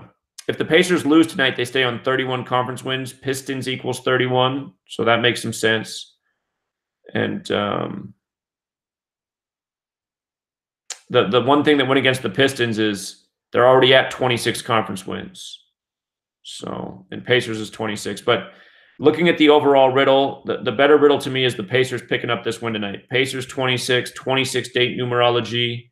Again, Detroit, Michigan, 83, the 23rd prime, 83rd meridian. So, give an edge to the Pistons. Knicks and Celtics, you know, New York and 39, it's usually the number that comes through. Magic pick up the 39th win tonight. The one concern is that Knicks does equal 41. Magic could get the 41st loss, but New York and 39 is usually where it's at. Magic are a big favorite, so not a great payout. Probably just shy away from it just because of the chance of the upset and not a great payout. Bulls, Wizards. This game's in Washington. Washington's 58. Bulls equals 33. Chicago equals 46. So the Wizards with a win would have a record that reads Chicago Bulls. And again, 58th loss in Washington. Washington 58. That seems all right there. Atlanta Hawks equals 50. 76ers can get the 50th win against the Hawks. And 76ers equals 24. Give them the 24th home loss. It would also be the 76ers 193rd series win. Atlanta Hawks equals 193. That's the 44th prime, Georgia 44. So 76ers look good. Raptors and Nets is it's razor tight. Brooklyn equals 40. That could go either way. Nets equals 23 with the Raptors win. They stay on 23 losses. It's the Nets' 79th game, the 22nd prime. They can stay at 22 home wins. Nets equals 22 and 23. So you can make a riddle there either way. And the Raptors, Nets head-to-head. There was something there with that. 93rd game on the 93rd day of the year. Brooklyn's at 40 wins. Brooklyn equals 40 and 41, so that's tough. Brooklyn Nets does equal 53. Raptors trying to get that 53rd win in the series. The Raptors lead 2-1 this year. Last game was very close in Toronto. Something to consider. That was on the 42nd day of the year. They also played each other very close at home earlier this year. So they've had 2 close battles out of 3. A 1-point game, a 2-point game. And notice the spread's right there. So it's probably going to be another battle tonight. Nets are fighting for that playoff spot. Raptors are fighting for the 1 seed. So we were saying why it made sense. Oh, no, that's in the Western Conference.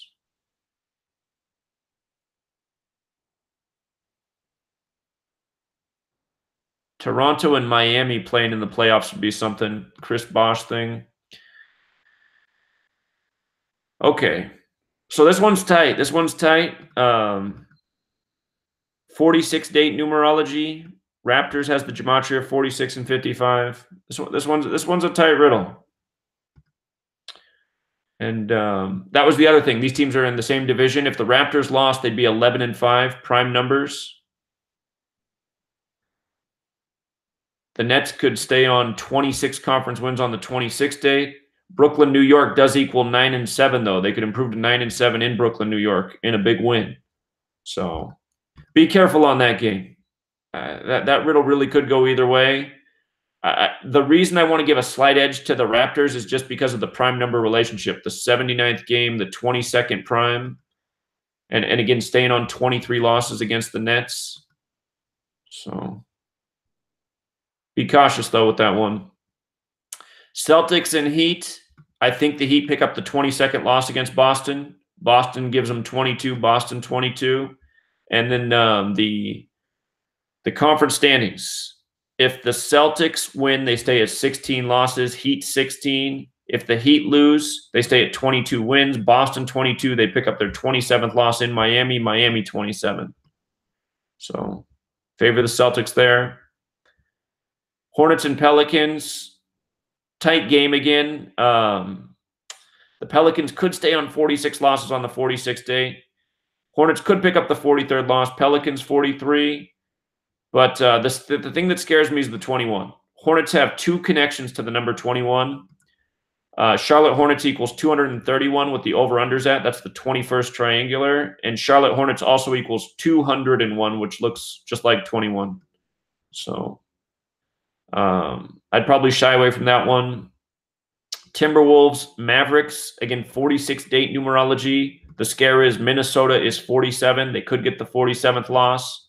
However, the game's in Dallas. Dallas equals 113, the 30th prime. Timberwolves, you know, if it follows the location destination, they should pick up that 30th loss in Dallas. Wolves equals 24. We've seen plenty of 24 riddles with the Wolves this year. The one big scare is Minnesota's 47. So I'd be careful with this game too. I'd give the edge to the Mavericks, but it's 2 teams that are eliminated, playing for nothing. Anything could happen there. So buyer beware. Spurs and Nuggets. Spurs have a real shot at an upset here. 46 date numerology. The overlap number's 33. Spurs and Nuggets equals 33. It's the 93rd series game between these teams, if I remember right.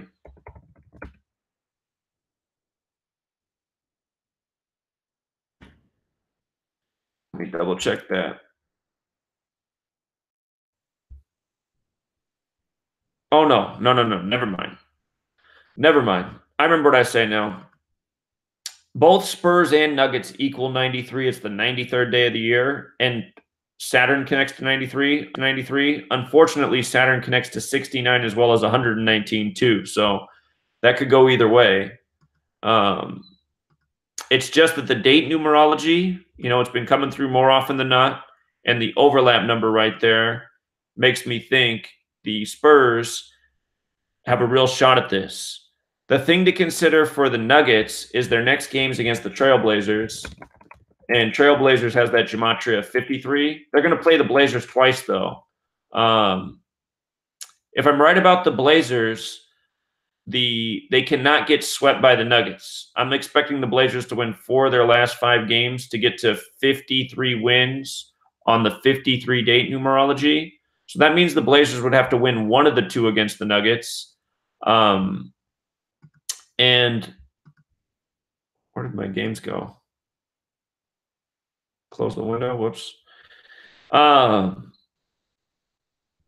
If the Nuggets were to get 53 wins in a Blazers game, which they have 2 opportunities to do, they'd have to win this game against the Spurs. Doesn't mean they have to get the 53rd win, though, against the Blazers. Doesn't have to happen. There's even a chance the Blazers swept the Nuggets. If the Nuggets lost tonight and lost both to the Blazers, they'd get their 29th loss, which is also possible. So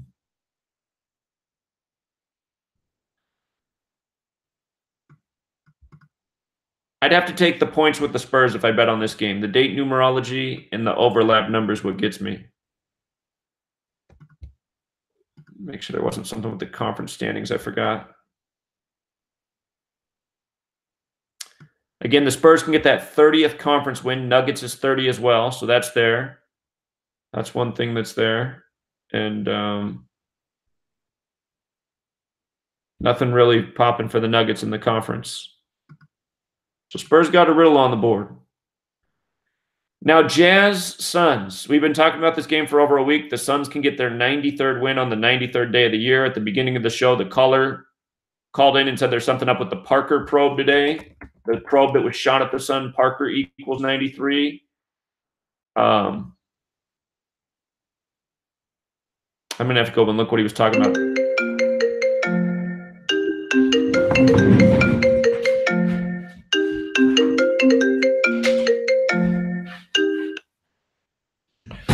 What's up, Izzy? Hey, how's it going, Zach? It's going all right. How are you? I'm fine. A couple of things I want to mention. First, the Knicks. I don't know if this can happen, but if the Knicks win, they can eliminate Orlando Magic from the playoffs. That's one thing. Another thing, the Denver Nuggets game. They just played versus San Antonio. They just played the Warriors. Both teams are on back-to-back. The Nuggets and the Spurs are both teams on back-to-back. And the Nuggets just played the Warriors, which they lost, and that was for number 1 seed. Right. So they don't have home court advantage right now. They're in the 2nd seed right now, the Nuggets. So that being said, now the Nuggets are even tougher position. They're fighting for the 2nd and 3rd. So if they lose now, they can go down to the 3rd position in the playoffs. So and they also lost 2 games in a row, and they're going at home. So I'm leaning more on Denver because they can't afford to lose any more games. And both teams are back-to-back. So I just want to put that out there. Sure. So, yeah, those are good points. The numbers right. The numbers are screaming Spurs, though. Mm-hmm. And now, I saw some things here. The records on back-to-back. I know this is it's funny, but sometimes you gotta ride these trends, and the trends are the Nuggets have been pretty decent on the 2nd game of back-to-back. In that spot, the Nuggets are 10-1 straight up and 8-3 against the spread when those games are played at home. Denver went 3-0 straight up and 2-1 against the spread. Only in one of those games went by more than 5 points. You see? So I just thought San Antonio is 1-7 straight up and 3-5 against the spread, with 5 of those lost by double digits. So well, that's good information. All right. I just want to put that out there. Okay? All right. Appreciate it, Izzy. All right. Bye. All right. See you. All right. So against the spread, the Nuggets look good. And we were saying if the Nuggets are going to get to 53 wins in the Trailblazers series, they'd probably have to win tonight because they're probably not going to win both games against the Blazers. So that's the other riddle going for the Nuggets. But just looking at the immediate night, we got 46-date numerology, overlap number of 33, the conference record's right. So Spurs tonight, if they get that win, they get the 30th over the Nuggets. Okay, about this Jazz-Suns game. Again, the Suns going for the 93rd win on the 93rd day of the year, and they say the Suns 93 million miles away. It's possible. The problem is if they lose tonight, they get their 61st loss, 61 to 18th prime. They'd be 18 and 61 against a perfect team. Jazz equals 18 in both reduction ciphers. The Jazz would stay at 18 away losses against the Phoenix Suns. Phoenix Suns 61. So, man, if their Suns record wasn't this right now, I'd be all over the 93 thing. But this gives me concern. So, the Jazz next game is against the Kings too, and Kings equals 30. So that's the other thing. Jazz win tonight. They stay at 30 losses. They face the Kings with 30. So it's, and like we said earlier this year, there was an awesome riddle for the Suns to upset the Jazz, and they got wasted in that game. Grizzlies and Trailblazers. Looking at the numbers, there's a chance the Trailblazers get beat tonight. Grizzlies is 49. We saw the Trailblazers could stay at 25 conference wins. Memphis Grizzlies 97 to 25th prime. We've seen 25 riddles all year with the Grizzlies. We just saw one earlier this week. Grizzlies could stay on 46 losses on the 46th day. The only problem with the Grizzlies winning tonight is that if they do, the Trailblazers are going to have to win out if I'm right. I'm expecting the Trailblazers to get to 53 wins. They have 5 games left, meaning they have to win 4 out of 5. That final game of the season's on a date with 53 numerology, Trailblazers 53. So that's what's making me doubt the Grizzlies upsetting the Trailblazers. You know, the Trailblazers at home, pretty solid team at home, playing for playoff position. The Grizzlies playing spoilers. The numbers are there for a Grizzlies upset, but I'm thinking the Trailblazers are likely to lose 1 of 2 against Denver. They play each other back-to-back in their next 2 games. So, and I believe Nuggets has the 51 connection. It does. So if the Blazers are going to get to 51 against the Nuggets, they'd either have to lose tonight and win 2 games in a row against the Nuggets, which is possible. But it's more likely that they win this and split it with the Nuggets. So, again, numbers say Grizzlies got a real shot at the upset tonight. I'll let you decide on this one. I'm having trouble seeing the Grizzlies upsetting the Blazers, even though the numbers are there. The numbers are there. Grizzlies 49, staying at the 25 conference win against the Grizzlies, and the Grizzlies have had a 25 brittles all year. They can stay on 46 losses on the 46 date. I mean, there's a lot that lines up for the Grizzlies here. It's just, I really do think the Blazers are going to get to 53 wins, and if they lose this game, they got to win 4 in a row, which is possible, but they'd have to win 2 against Denver, and that's hard to imagine. So if I did bet on the Grizzlies, I would definitely take the points. You got a big cushion there. And Rockets and Clippers, the Rockets' next opponent equals 51. Houston equals 31 and 32, so the Clippers could stay on 31 or pick up 32. Again, the Clippers' next game is against LA, the Lakers. LA equals 13 and 14. It seems more likely. I'm thinking the Lakers are going to win that game because it's on the 95th day of the year and Los Angeles Lakers is 95. It seems more likely that the Clippers and Lakers would face each other with 13 losses in the Clippers column.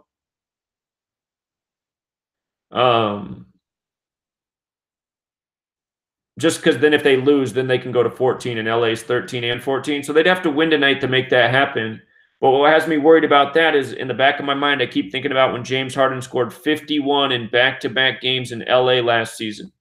And here he is going for his 51st win against LA. I don't know what it is about LA and 51, though. When he did it 2 years ago, it was 51 days after the World Series between Houston and LA. And it was also the night of a SpaceX launch. Outer space is 51. So I saw like that riddle.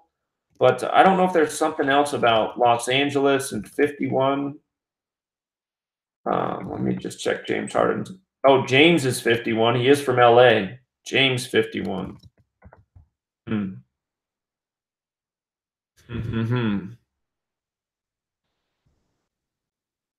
Saw that it was 220 days after James Harden's birthday, or a span of 221 days. So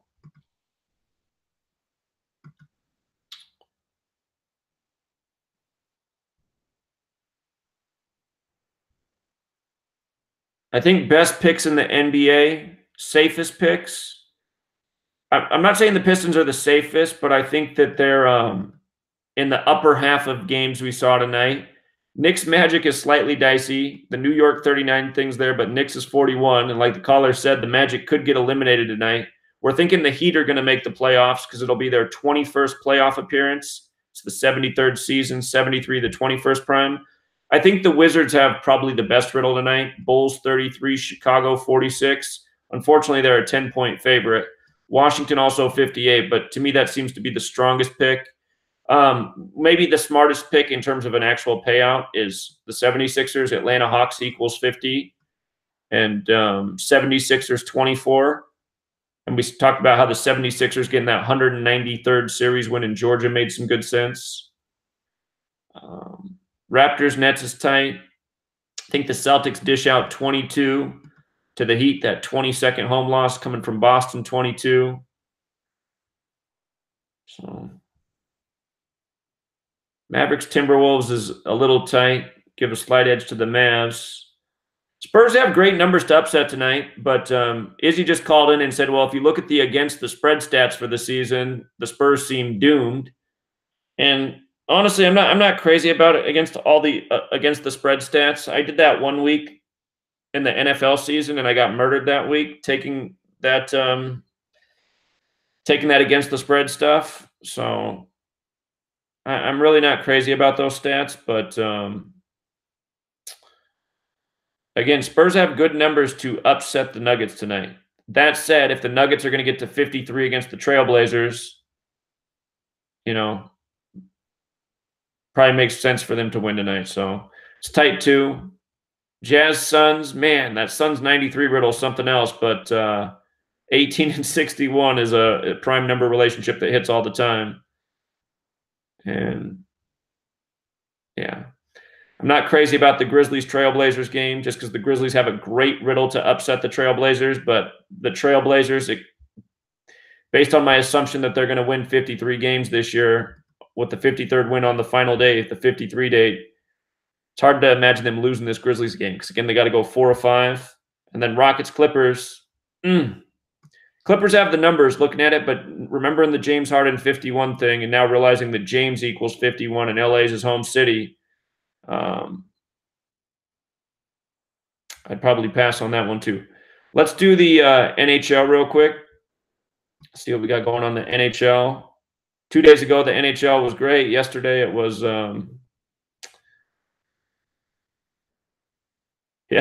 blood. Woo! Okay. Let's see what's up, NHL. Rangers and Senators. Now, if I'm not mistaken, Rangers equals 46. And I accidentally closed my calculator here. Pretty sure Rangers equals 46, and I see the Senators can pick up the 46th loss.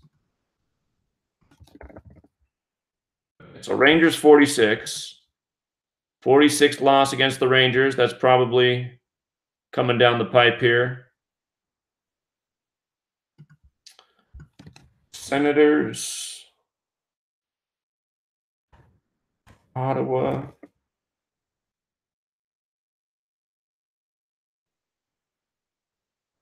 Not seeing anything there. Ottawa Senators. New York Rangers. I think that's... Yeah, New York Rangers have that 77 connection. They can get their 77th points at home. We see a lot of teams do that. Let me check one more thing. Rangers is also 107, the 28th prime. That's another number we've seen a lot of with the Rangers this year. So they can keep the Senators right there at 28 wins.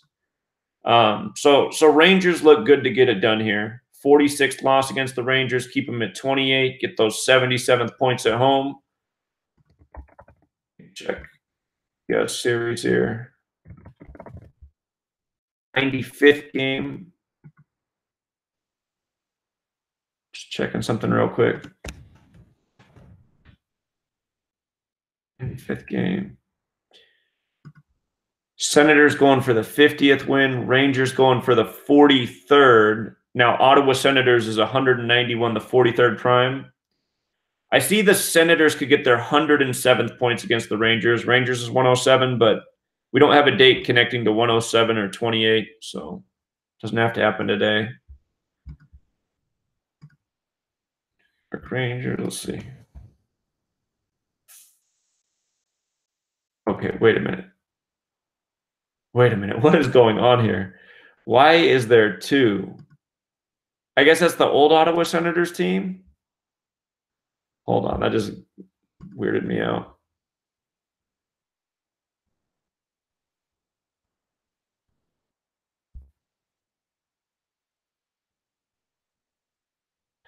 Yeah, it's because, I wonder, maybe that's why some of the Senators games have been screwy. Maybe we have to consider the old franchise too. Like here, we can't see that. We only see the current franchise.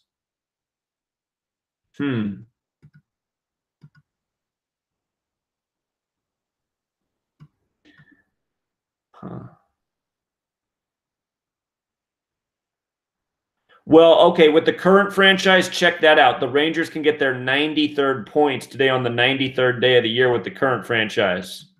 So it's funny that they had 43 against the old franchise because, again, Ottawa Senators is 191, the 43rd prime, but 93rd points against the current franchise on the 93rd day. So I like the Rangers. That's a lot of things lining up. The win-loss makes sense. The 77th points at home makes sense. The 93rd series points on the 93rd day of the year. That makes sense. Rangers is also 62, and that would keep the Senators at 62 points for one more. So that is a lot lining up. Gotta like the Rangers. We talked about the Blues winning the last game to set this up right here, getting the 44th win against the Blackhawks and staying at 28 losses. Chicago equals 44, Blackhawks 28. So I already like that. I talked about this before this game even came around. Chicago 44, Blackhawks 28. Let's just look at the head-to-head real quick. St. Louis Blues.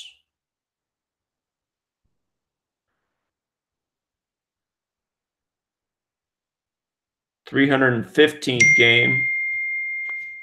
That's my lady saying, come pick me up. Hold on, let me text her back real quick.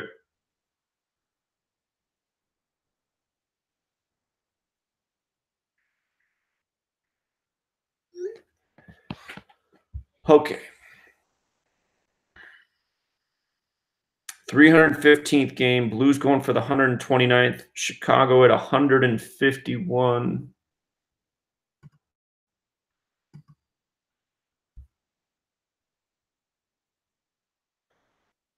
All right.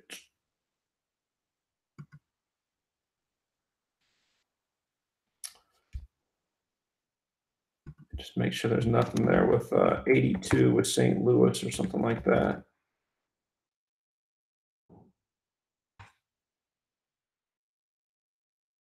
I don't even know if I should look ahead. That's what's been screwing me up. But who's got the Flyers next?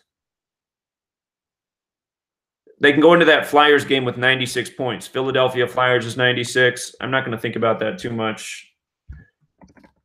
Let's say if the Blues lost today, which I don't think they will, they'd be in great shape to get their 96 points against the Flyers, so you could win it back. Blackhawks got the Stars next. Dallas Stars. Dallas Stars 81. If the Blackhawks lost in a shootout, they'd go in with 81 points. So the one thing to consider for Chicago, just one thing to consider, is they could get their 35th win at home, but their next game's at home too. Chicago has the 35 connection. But the Blues look good tonight. Chicago 44, Blackhawks 28, going to Philadelphia with 96 points. That seems to be where it's at. So Rangers and Blues look good. The Rangers just have a – if the Rangers lose, I will be like, what in the world? I mean, everything just lined up for them. Flames and Ducks. Flames and Ducks. So let's see.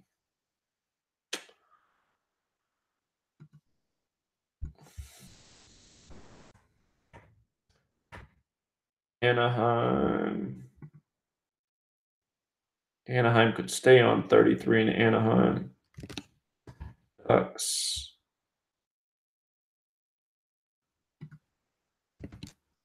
Anaheim Ducks.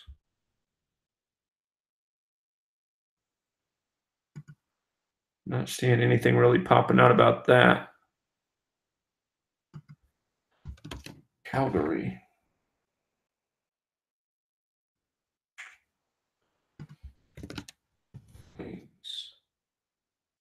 Flames is 34. Now that's interesting because the Ducks could get their 34th win over the Flames. That's something.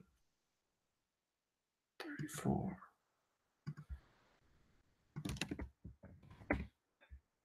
Three Flames.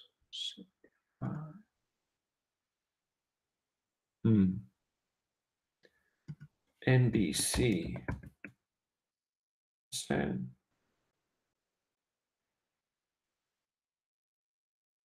What's going on here with these teams?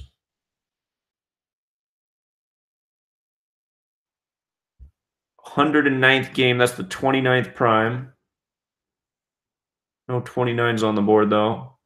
But Calgary going for the 109th points in the 109th game, which is interesting. Anaheim going Calgary going for the 43rd win. Anaheim going for 60. 99 points all time.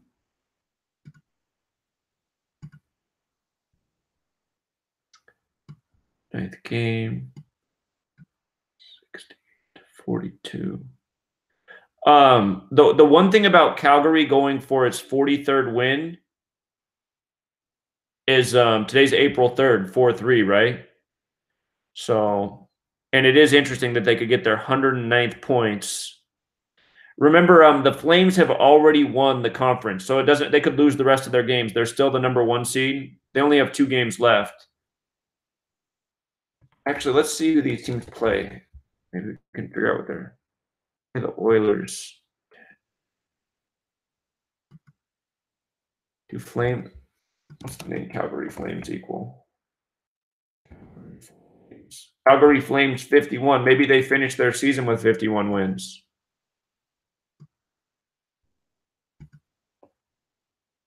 That would make some sense, right? They already won the conference. Oilers 10, 29, 49. Let's see real quick just what the Flames record is against the Oilers. 122. Going for 122. Is there some Calgary Flames is 123. Calgary's 122.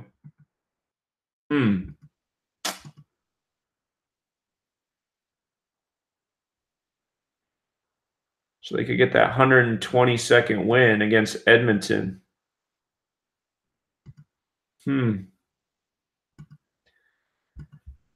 Calgary Flames. Oh, God, Flames is 52.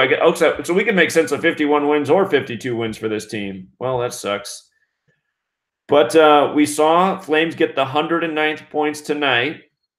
In the 109th game, there seems to be some rhyme and reason to that.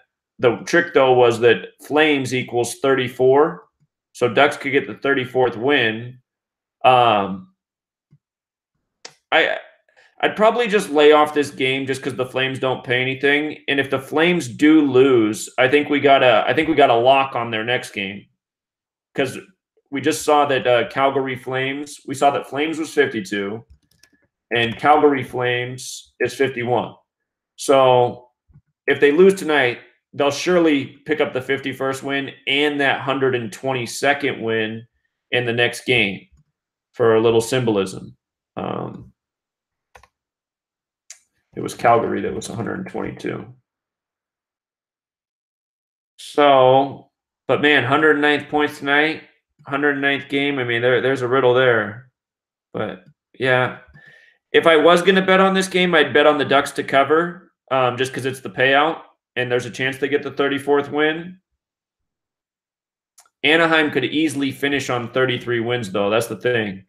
Because Anaheim equals 33. So their remaining schedule. They got the last game with the Kings, and Kings have that connection to 33 too. So Anaheim could easily finish on 33 wins. And you know what? I think Los Angeles Kings, let me check this before I say it. Maybe I'm wrong about that. I'm wrong about that, actually. But they do have the overlap with 33. So I'd probably just shy away from this hockey game right here. Flames don't pay anything. Ducks have a shot at the win, but it's no guarantee. The riddle's just too back and forth. Rangers should win. Just one more time. Rangers 107, the 28th prime. Rangers 46. Rangers 62. And so everything's perfect. The win record's perfect. The loss record's perfect. The points are perfect. And then the other thing was New York Rangers 77, get those 77th points at home. And they'd get their 93rd points on the 93rd day of the year against the Senators all time. Blues and Blackhawks, Chicago equals 44. Blackhawks equals 28. Their next game's against the Philadelphia Flyers. Philadelphia Flyers 96 could go in there with 96 points. And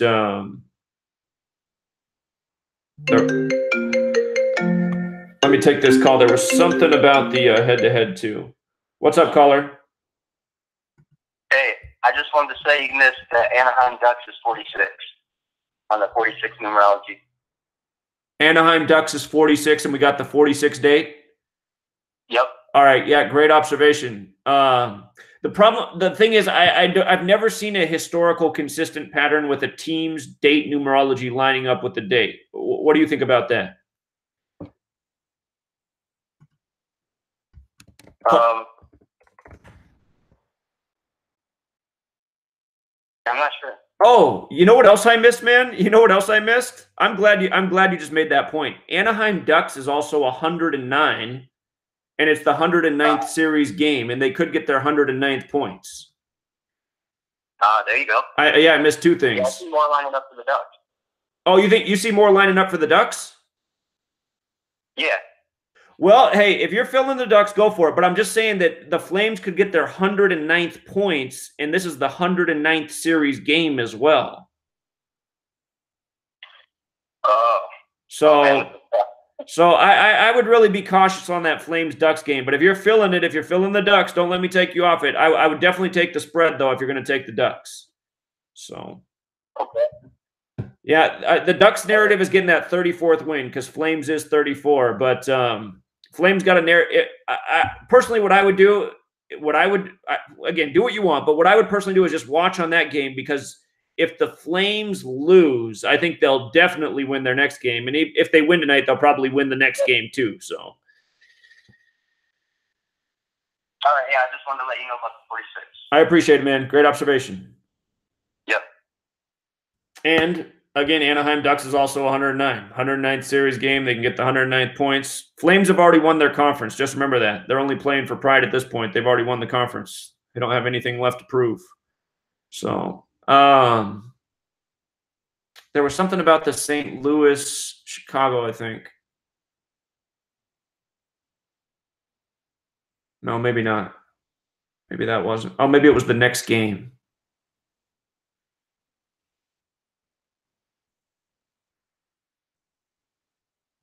It wasn't that. So it was the next game. Who's got the Flyers next? Oh, we knew that.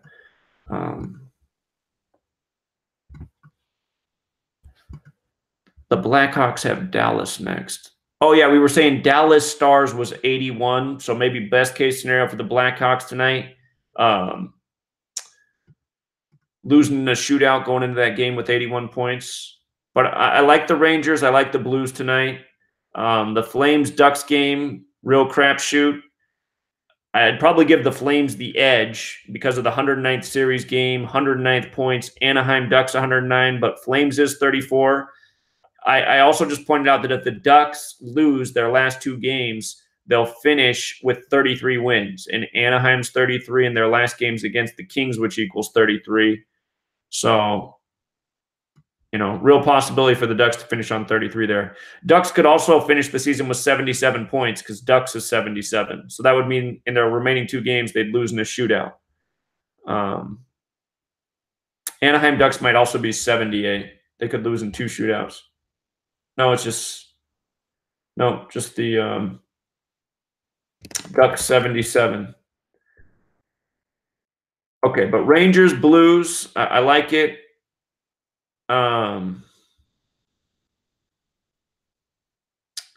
Flames, Ducks.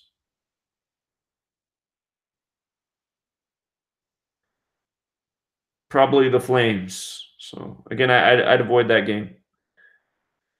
All right, just quick NBA review. I know we already did it. Just want to make sure, in case anybody just got here late. Pacers and Pistons is tight. I give a slight edge to the Pistons, 26 date. Pacers, 26. Get that 26th win at home over the fitting opponent. Detroit, Michigan equals 83. It's on the 83rd meridian, the 23rd prime. And the conference record slightly favors the Pistons too. So I believe it's the Pacers would pick up their 31st, or maybe they would stay at 31. Pacers would stay at 31. Pistons 31. But then again, Pistons could stay at 26. Pacers 26. So really the conference actually goes both ways. I know what it was. Actually, the one thing scare for me was that the Pacers could become 11-5 in the division because those are prime numbers. So that's what makes it a little bit tight. But still, the immediate season record looks good for the Pistons, or just the record that we're looking at right here. Knicks Magic. Knicks should give, or the Magic should get their 39th win over New York, unless the riddle's for the Magic to get eliminated from the playoffs, because Knicks equals 41. So that's the risk here. Magic don't pay anything. Knicks with a surprise would eliminate the Magic. Wizards should win tonight. Bulls 33, Chicago 46. So you have a perfect record with the opponent, plus the game's in Washington, and Washington's 58. Bulls can get the 58th loss. 76ers, I expect them to get 50. Atlanta Hawks equals 50. 76ers equals 24. Hawks get that 24th home loss. Series record looks good for the 76ers. Raptors Nets is real iffy. Very, very tight riddle here. What goes in favor of the Raptors is staying at 23. Nets equals 23. It's the Nets' 79th game of the season, the 22nd prime. They can stay at 22 home wins. When you look at the standings,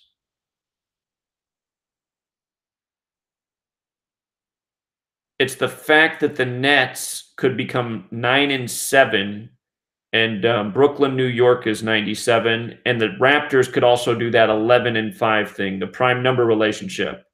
So that's the risk there. I would personally stay away from this game, Raptors and Nets. Celtics, I expect them to give the Heat the 22nd loss, Boston 22. And again, the standings here lead to believing in Boston as well. Boston would stay at 16 losses. Heat equals 16. Heat would stay at 22 wins. Boston 22, get the 27th loss in Miami. Miami 27. Hornets and Pelicans, I would stay away from this game. The riddle goes both ways. If you're the type of guy that has to put $1 down on each game, I would put it down on the Pelicans just because they can stay on the 46 at home. Anytime there's a close riddle at home, I'm just going to favor the home team. So, but I don't like this game. Timberwolves and Mavericks, 46 date. Mavericks can stay on that 46. It's a little tight here as well. If the Timberwolves lose in Dallas, they'll get their 30th away loss. Dallas equals 113, the 30th prime number. Wolves equals 24. So not crazy about this game either, but I'd give the edge to the Mavericks. Spurs Nuggets. The numbers look good for the Spurs. 46 date numerology. 33, the overlap numbers, Spurs and Nuggets both equal 33. If the Spurs win this game, they get the 30th conference win. Nuggets equals 30. It's the 93rd day of the year. Spurs and Nuggets both equal 93. If you're a real-time bettor, maybe watch to see who gets the 93rd point first. That might be the indicator who's going to win the game if it's going down to the wire. Izzy called in and said the against the spread stats are horrible for the Spurs and great for the Nuggets. So he's going with the Nuggets because the against the spread for this scenario is really favorable for the Nuggets. And what he read off was overwhelming. It's like, well, God, if you're going off that, how could you ever bet on the Spurs? But the numbers here, man, the date numerology is there, the overlap numbers there, the conference numbers there. The one thing I have to say for the Nuggets, though, their next two games are against the Trailblazers. I don't think they're going to sweep the Trailblazers. Trailblazers is 53. So if they win this game against the Spurs, they only got to win 1 or 2 against the Trailblazers to get to 53. Jazz Suns. Suns going for the 93rd win on the 93rd day of the year. Sun 93 million miles away. It sounds good, but the problem is right here, 1861. 61, the 18th prime. Jazz equals 18 in both reduction ciphers. Phoenix Suns equals 61. Because of that, I personally have to skip the Suns upset, getting the 93rd win on the 93rd day, even though I've been excited about that for over a week. But what I couldn't see a week ago is how this was going to line up. And I don't like to go against 1861. That's the prime number of all prime number relationships. Also, the Jazz next game is against the Kings, and Kings equals 30. So if they win, they stay on 30. But hey, if you just want to take a shot at an upset to maybe get one, the possibilities here. The 93rd win on the 93rd day is something else that would keep the Jazz at 47 wins, the time number. It's just for me that 1861 breaks it for me. Grizzlies and Nuggets, again, Grizzlies equals 49. Blazers could stay at 49. They're at 25 conference wins. Memphis Grizzlies 97, the 25th prime. Blazers could stay at 25 conference wins. We've seen 25 be a riddle with the Grizzlies all season. However, today has the 26th date numerology, so Blazers can get that 26th conference win as well. And even though the Grizzlies have the numbers and they've played very well against the Blazers this year, I'm still having trouble imagining the Blazers losing this game. I expect them to go 1-1 against the Nuggets. If they win tonight, they only have to get one of those wins against the Nuggets to get to 51, and Nuggets equals 51. And I am expecting the Blazers to win 4 of their last 5 games to get to 53 wins on the 53-date numerology to close out the season. Trailblazers 53. So that number seems symbolic. Good place for them to finish. If they lost to the Grizzlies tonight, they'd have to win all 4 of their remaining games. The last 2 aren't too hard, but the next 2 are against the Nuggets. So it's hard to imagine the Blazers sweeping the Nuggets. I probably wouldn't bet on this game either because the Blazers don't pay anything. There's a risk they get upset. In light of how close these teams have played each other this year, if you can get an 11-point spread, I might be inclined to take the Grizzlies with the points. It's a thought. I don't like that game too much, though. And I don't like the Rockets and Clippers game either. Clippers can get the 26 on the 26th date. But the reason I don't – oh, you know what else? The Rockets can get the 19th away loss on the 19th date. Look, if you got to bet on this game, I'd put $1 on the Clippers. I wouldn't bet a lot on this game. The real reason that even though the numbers seem to favor the Clippers here, and then going into the Los Angeles game, LA versus LA with 13 losses, even though the numbers look good for the Clippers here, there's 2 things about the Rockets. One, they've burned me probably more than any team this year in the entire league. And 2, James Harden, again, one more time. Last season, he did the back-to-back 51-point games in L.A. That's his hometown. James equals 51. And also, the other thing is the Clippers are at 31 losses. Houston equals 31 and 32. So that could go either way. So not crazy about that game. The games I'd go for tonight, I'd probably go for the Celtics. I'd probably go for the 76ers. I'd probably go for the Wizards. And I'd think about this Pacers-Pistons game. But those 3 NBA games, they're the way I would go. And then in the NHL again, 2 games I'd go for in the NHL. Rangers have so many riddles. And the Blues look good as well. Flames, Ducks, I'm skipping. Again, just real quick. Ducks narrative is getting the 34th win. Flames equals 34. The Flames narrative is it's the 109th series game, and Anaheim Ducks equals 109. And let's just scan over MLB real quick, too. Yesterday, we did a quick scan of the MLB, and every game we quickly scanned, we were on the right side of. So, well, we already got 1 game underway today. Oh, this is damn, I should have actually done some work on this because this is Bryce Harper versus old team. We'll look at that tomorrow. Baseball games, I always forget they start early. God, there's a lot of games underway. Okay. Diamondbacks, Padres, let's see. So the thing about the Yankees today is, now the Yankees have the same riddle the Tigers had yesterday. Yesterday, the Tigers got to 3-3. New York equals 33. Tigers equals 33. Notice the Yankees can do the exact same thing today. They can become 3-3. So that's hard to go against. New York and Tigers, 33. Yesterday, Baltimore got to 4-1. Baltimore's 41. We saw that. I don't know all these teams off the top of my head. Things that jump out. So Mets, I see, have that connection to 42 like NYC. Mets have a chance to fall to 4-2 there. It's usually like that. If you can find the records that line up with the team or the city name, that's usually where it's at.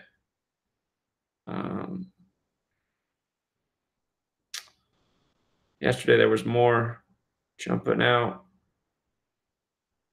Yesterday, Athletics got that 5-3 over the Boston Red Sox. Boston Red Sox 53.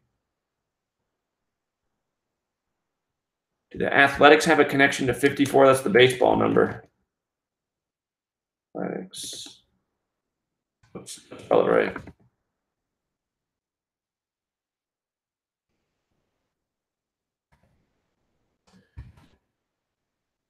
I need to do a video on the Oakland Athletic who just died the other day. He died on the day, leaving 277 days left in the year. It's on my blog. I'll cover that later.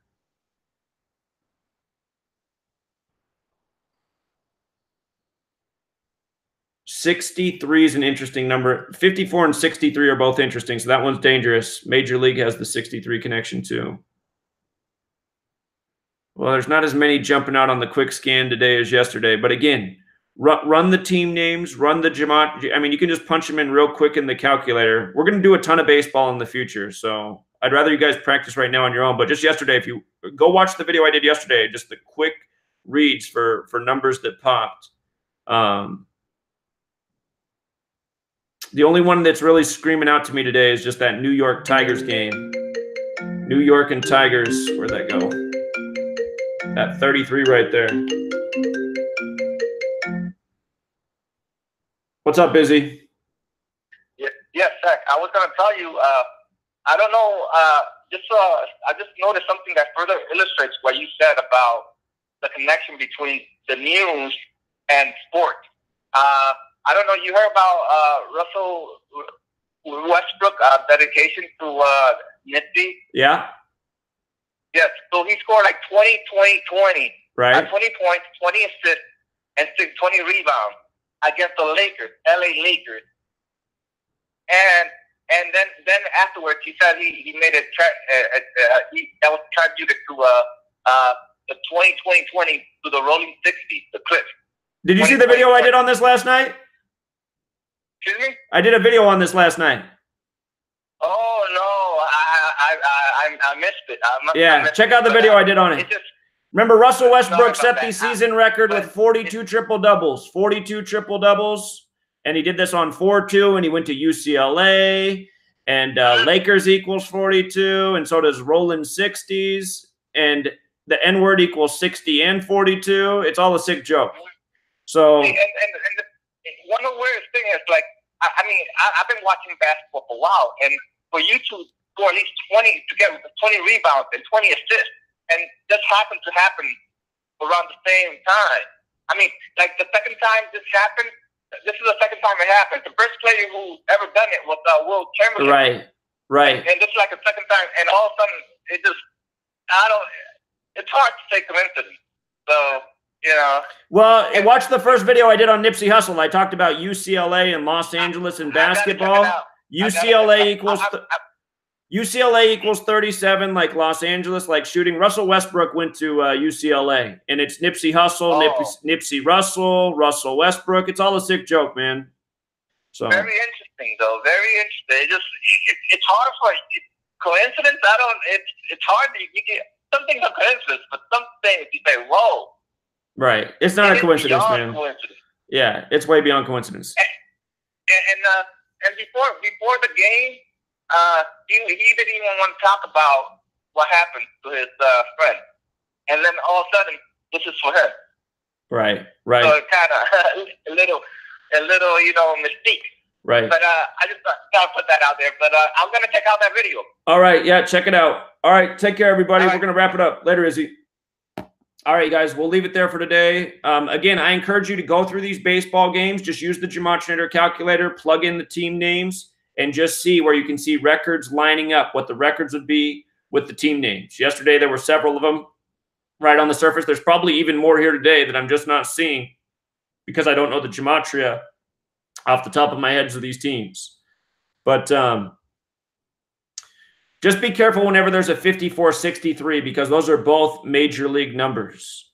So all I can say is if the Red Sox lost, they'd be 1-6, which is a bit like 16-53, the 16th prime.